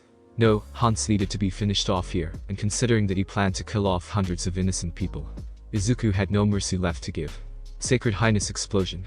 The combo attack of Megumin being charged by Aqua's holy energy through Kazuma's drain touch was quite devastating, and thankfully concentrated compared to her usual wanton blasts of destruction. Good thing I decided to build that stone dome for Whiz-chan to hide inside of. The residual holy light from that spell might have been enough to kill her outright. Izuku thought, savoring the explosion. Its holy radiance felt really nice. I guess we won't be needing those extra mana potions. Hot damn, level advantage is no joke. Kazuma summed up everyone's thoughts on the matter quite well. The explosion had a comparatively small blast radius, but what it left behind, there was a huge crater, only a few meters wide, but several hundred meters deep. I can't even see the bottom. Note to self, never piss off Megumin. He thought, cancelling several pranks he had for the Crimson Loli. Iris came out of her hiding spot and assessed the damage. Yup. You guys killed him dead alright. Maybe we should just send you guys to fight the Demon King right away. You seem to take down his generals way too easily. Please don't joke about that. This was supposed to be a vacation, damn it. You guys really did a number on him.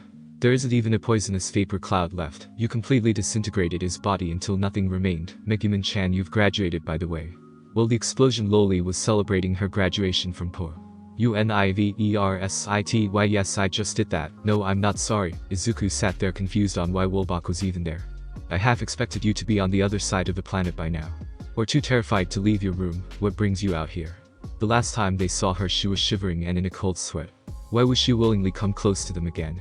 I've decided that if you really wanted to kill me, then nothing on this planet could really stop you.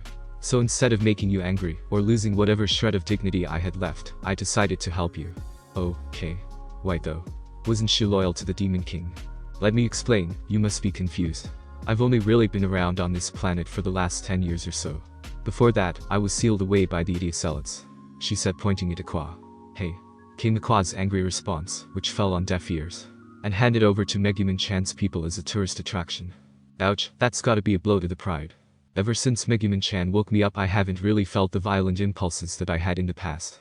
Since my other half was so heavily weakened, absorbing her hasn't brought them back either. I've effectively gotten rid of that aspect of my divinity. So she wasn't prone to violence like her title implied. Good, that made Izuku's decision easier. But first, he let her finish her story. The only real reason why I joined the Demon King's army was that he was courteous to me and his people worshipped me. Although thinking back on that, they mostly worshipped my violent side. And since I haven't really displayed that, they started to distance themselves from me more and more. So I really have no reason to stay with them. Seems legit. Iris looked a bit torn on the issue though. I don't know how I feel about letting a demon general off scot-free. On one hand, you would be a powerful ally to have. On the other hand, your crimes can't just be overlooked. She made a good point. What has Wolbach done in her general career anyway? To be fair, I haven't really done much. In the decade or so that I've been active, I've just held up the Demon King's barrier, and done a few hit-and-run missions on the various strongholds across Belzerb, to keep the army on their toes. I doubt I've actually killed anyone with those explosion spells. Castles are pretty durable. At most I just caused property damage, and made some of the soldiers wet themselves. Okay, seriously, this was way too convenient. We're the majority of the Demon King's army just incompetent or something. Now that I think about it, I haven't actually heard any news about the war. No battle reports, no casualties, not even any news on property damage caused by the supposedly invading army. Small shenanigans. But now wasn't the time for conspiracy theories. They still had to go back to the cathedral and reassure the people there that the problem has been taken care of. Hopefully, they still had enough time to relax for a bit before returning to Axel. 30 minutes later. Team Green Hotel. Everyone had already gone to sleep by this point. After waiting so long for Hans to arrive, they were all dead tired. So much so that we decided to just get a communal room and be done with it. Now all 10 of them were basically having a sleepover. Normally Izuku would be embarrassed about sleeping next to 8 attractive girls, but after the mixed bathing incident, he's sort of been desensitized for today. Plus Kazuma was there too, so it shouldn't get too awkward. Early morning next day. Izuku woke up feeling something soft on his back. And his face. And his arm, you get the point. This has only happened once before, and that nearly gave him a heart attack, so Izuku took a moment to brace himself for what's to come. Izuku took a deep breath and tried to sit up. His eyes snapped open and looked towards the direction of the curse-blessed sound, and Izuku was immediately met by a curse-blessed image. Darkness had fallen asleep on top of their newest party member. Said goddess also ended up hugging Eris in her sleep from last night's post-battle celebration. And to complete the image, Whiz had tried to comfort her former, turned current ally last night, and ended up joining the collection of bodies. The only difference being that she forgot to tighten her robes from last night, and had her full cleavage visible for everyone to see. Everyone being Izuku, since he was the only one awake. As for the moan. Izuku-sama, not yet. I just got here. Please wait until we're at your mansion. Izuku would normally say that the gods were messing with him, but considering that 3 of them are in the room at the moment, it might be the opposite. Is this what Eris-chan meant by people with high luck never having a dull life? In that case, I want my stats reduced. These situations are gonna get me killed one of these days. Izuku internally lamented his good bad luck. In the end, Izuku decided to pull a Kazuma and just up as fast as possible, ignoring the follow-up moan that he got from Darkness for his trouble. It was too early for this shit and Izuku needed breakfast. Thankfully there was a nice bakery right next to their hotel, so Izuku just walked over after getting dressed. There were very few things that can beat a nice warm bagel in the morning. Except maybe a jelly-filled donut. Izuku-kun. You can't just leave a girl behind like that after waking her up. And there went Izuku's sense of peace. Sigh, sorry about waking you up, Darkness-chan. I was hungry and panicked after waking up too, that's so I left to get breakfast. Here, I'll spot the bill as an apology. Izuku handed her a raisin bagel covered in fresh strawberry jam. All is forgiven. Eris said on Darkness's behalf while taking the bagel for herself, eliciting another moan from the masochistic crusader which was promptly ignored. Good job, Izuku-kun. It's only been 5 months since we came to this world, and you've already taken out more than half of the demon generals. And most of them are even working for you. Ha ha ha. Her laugh was serene and genuine. It felt good if Izuku was being honest. To be recognized for his hard work, if he tried doing this in his old world, he would have been scolded, or worse, imprisoned for acting on his own. Not to mention how far you've come in the other battlefield of life. Izuku didn't like where this was going. I already had an interest in you when you declared your wish to send me back to heaven. Not many would give up a nearly omnipotent wish on someone else. It was just the right thing to do, wasn't it? Eris gave Izuku a new lease on life. Why wouldn't he would try his best to help her? Then Darkness-chan came along and within 10 seconds of meeting her, you helped her improve herself without even thinking about it. Did you know that was the first time she's ever hit her target? Izuku didn't know that actually. Come to think of it, whenever they get into fights, Darkness had been left out of them, or was relegated to tanking damage that simply never came. Next is Megumin-chan and Yunyun-chan. You accepted Megumin-chan even though she was considered a liability by many others.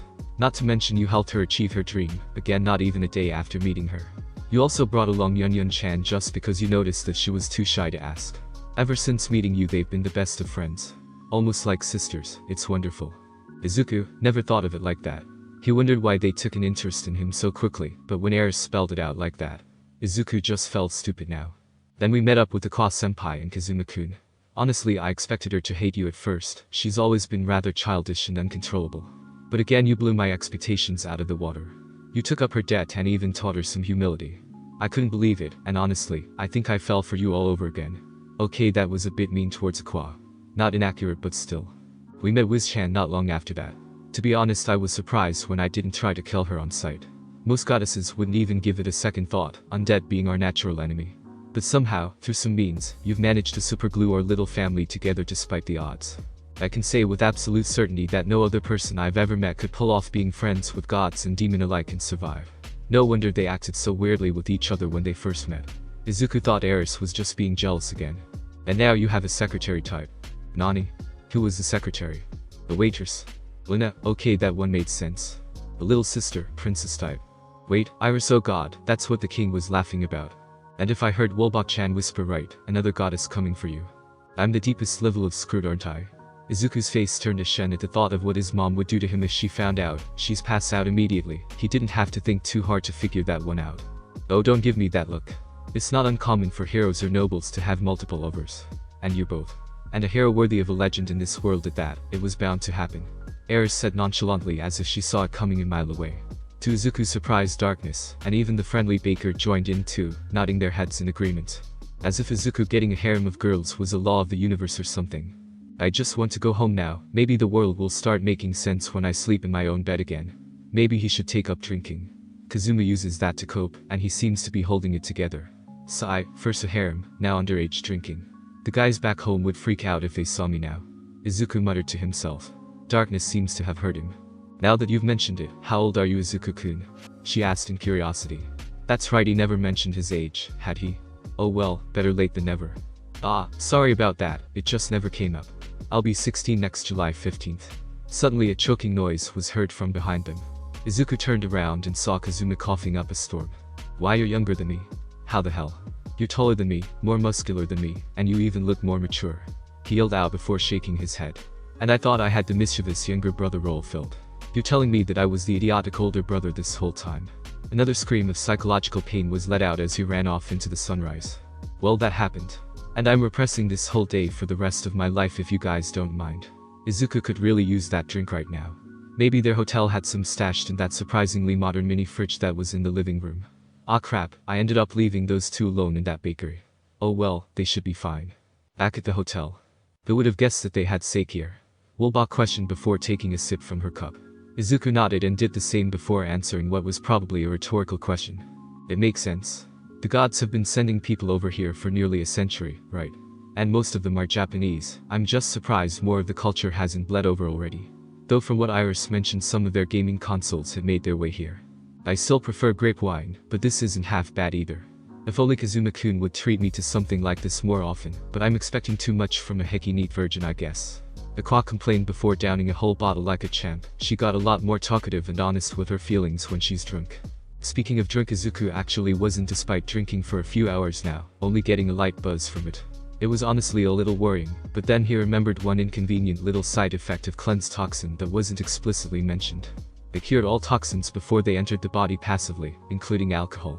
It still cost mana, but since he had so much of it and alcohol was only considered a poison in high concentrations, Izuku was in a permanent state of buzz with no real consequence. Lucky bastard was the unanimous reaction of his drinking partners when he told them. But you know what? This was nice. Izuku finally felt relaxed after a good week of non-stop stress.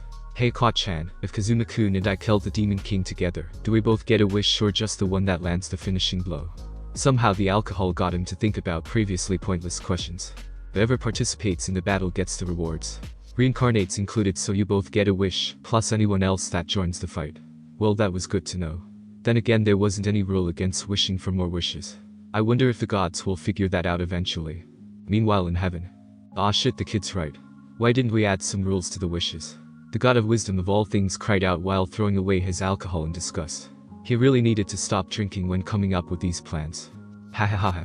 That's my boy. I knew he would figure it out in under a year. You free. You owe me 5,000 rupees. The local god of entertainment held his hand up towards the mother goddess of the Norse. How did you know? She asked incredulously, not thinking that she would lose such a simple bet. Let this be a lesson to you. Never make a bet with me, unless you have something stupid like an outer god on your side, fucking acid waifu and their chaos gods. He finished in an annoyed tone, remembering a recent loss that one of his other selves suffered to a high school freshman of all things. I miss Eris-chan. Freya said in dismay as she mourned the loss of her former drinking buddy. Now she somehow got herself involved in a harem situation of all things. How does it even happen?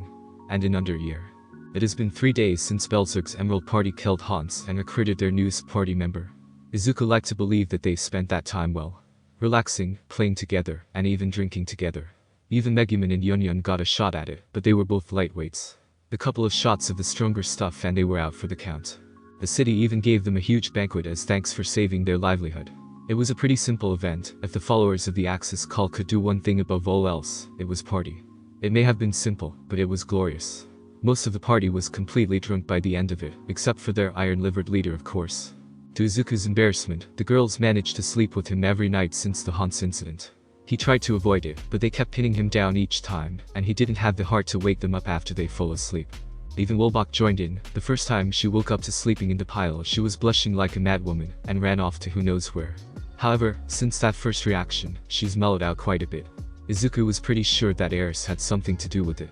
My goddess is going to be the death of me, he thought. All in all, Izuku would call his vacation a resounding success.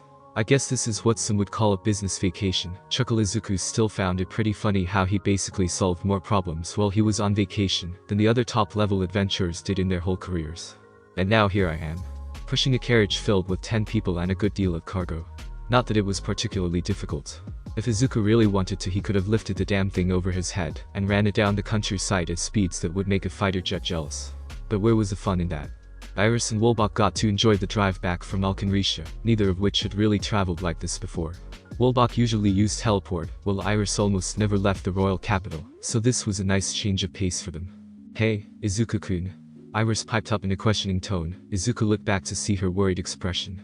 What kind of training did you go through to find something like this normal? I mean, you're barely 2 years older than me, and you don't exactly come from a family of overpowered heroes. So how do you do it? Izuku raised an eyebrow at that. Was it really that weird? It's true that I came from a pretty normal family. In fact, I was born without any power whatsoever, even when 80% of the world's population had one. The reason why I trained so hard is because my mentor chose to believe in me, and I refused to let him down. Iris gave him another questioning look, so Izuku elaborated. His name was All Might. He was the greatest hero of my world, our symbol of peace, who single-handedly cut his country's crime rates down to a third of what they were. We ended up having a chance meeting, and after I impressed him he chose to train me to be his successor. That's the short version anyways. Izuku said before having flashbacks to his 10 months of hell. It was grueling, to say the least. I was only 14 when I started training with him, and for 10 months he had me working on a huge task all on my own. I was only allowed to become his successor after I finished the job. Pretty much, if Izuku hadn't done it in 10 months, he might have actually had to enroll at UA a year later if at all. They cut it extremely close back then. What was the workout? Did you have to destroy a huge boulder with a punch or something? Megumin asked a follow-up question. Izuku shook his head in denial. No, nothing like that. Remember, I was just a regular person back then, no special powers, no real athleticism to speak of. I was a stick figure in all but name. Izuku's mind flashed back to the picture All Might took of him at the start. The task was that I needed to clean up a beach that was full of trash. The stuff stretched from one side of the shore to another and was piled so high that it blocked out the sunrise. I had to do all of that in only 10 months. At first I thought it was impossible, but somehow I managed it. Izuku had to have hauled off at least a kiloton of garbage by the end of that time period. Why clean a beach? Wouldn't it have been simpler and more effective to just work out extensively through the full 10 months? Kazuma was up this time, and he wasn't really wrong, but it wasn't just about training. I was training to be a hero. When most people think about heroes, they imagine a powerful person, fighting criminals and saving people with flair and style. Not many people look at a man doing community service and call him a hero. That outlook was lost as the generations went on, and the hero profession became more and more commercialized. All Might wanted to teach me that lesson early on. And I have to say, it certainly stuck. Izuku replied with a smile on his face. The nostalgic mood that the conversation brought caused him to zone out for the next few kilometers. Eventually, they reached the city walls before Izuku even realized it. To Izuku's surprise, there were a couple of actual guards on the watch when they got close. They were wary at first, seeing a man push a large carriage at extreme speeds will do that. However, they calmed down when Izuku got close enough for them to recognize him. Izuku-sama. Welcome back. The Green Paladin slowed down and addressed the two. They must be the new permanent guards for the city. Vanner-san has been busy. Hello, we've just come back from our vacation. How has it been around Axel? He and his party were responsible for this place after all. It would be best if they kept up with any recent changes. We've made great strides for the better, Izuku-sama. In the week that you introduced your tax changes, business has flourished. We owe our permanent employment to you, Izuku-sama. Thank you. They said in unison, which made Izuku a bit uncomfortable. Oh, well, thank you for the praise, but it was actually Kazuma-kun's idea to have permanent city jobs, instead of hiring adventurers haphazardly. You should be thanking him. When in doubt, throw your problem at your obnoxious older brother and run. Kazuma seemed to absorb the praise much better than Izuku. Maybe he should do this more often. The party then sped off to the mansion first to unpack. Afterwards, the others walked towards the guild hall for some lunch, while Izuku returned the carriage that he rented. As he walked across the city, Izuku noticed how much more energy everyone had. Beforehand, the adults always had a tired look on their faces as they went on with their daily life. But now they have a noticeable pep in their step as they walked around. As if a huge weight had been lifted from their shoulders. For a demon that feeds off people's negative emotions, Vanner-san has certainly done a good job managing the changes. After bringing the carriage back to the owners, Izuku made his way towards the guild hall. Or he would have if Vanner hadn't stopped him halfway there. Izuku-kun. What luck. I hope you like the changes that I've made so far. Speak of the devil indeed.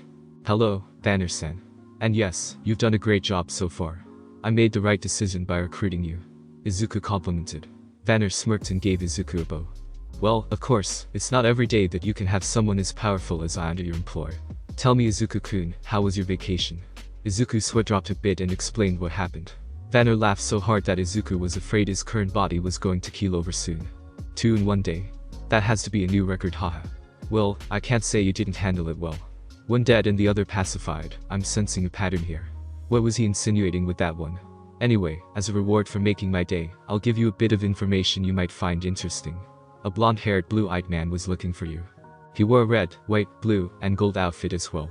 He's currently waiting for you at the guild hall. Maybe you know him. Blue eyes and blonde hair. And that color scheme. Was Mitsurugi finally going to apologize for acting like an idiot a few months ago? Better late than never, I guess. Izuku looked back up to speak to Vanner, but he had already disappeared. He's way too stealthy for a man with his level of flamboyance. As Izuku continued to walk towards the guild hall, he ran into Cena of all people as well. Hello, Izuku-kun, it's a pleasure to see you again. Did you enjoy your vacation? The secretary type asked her latest benefactor. Izuku smiled towards her and answered a bit sheepishly. Yes, it was a bit bumpy at the beginning, but it was nice overall. Did something happen to inconvenience you? Oh, that was putting it very lightly.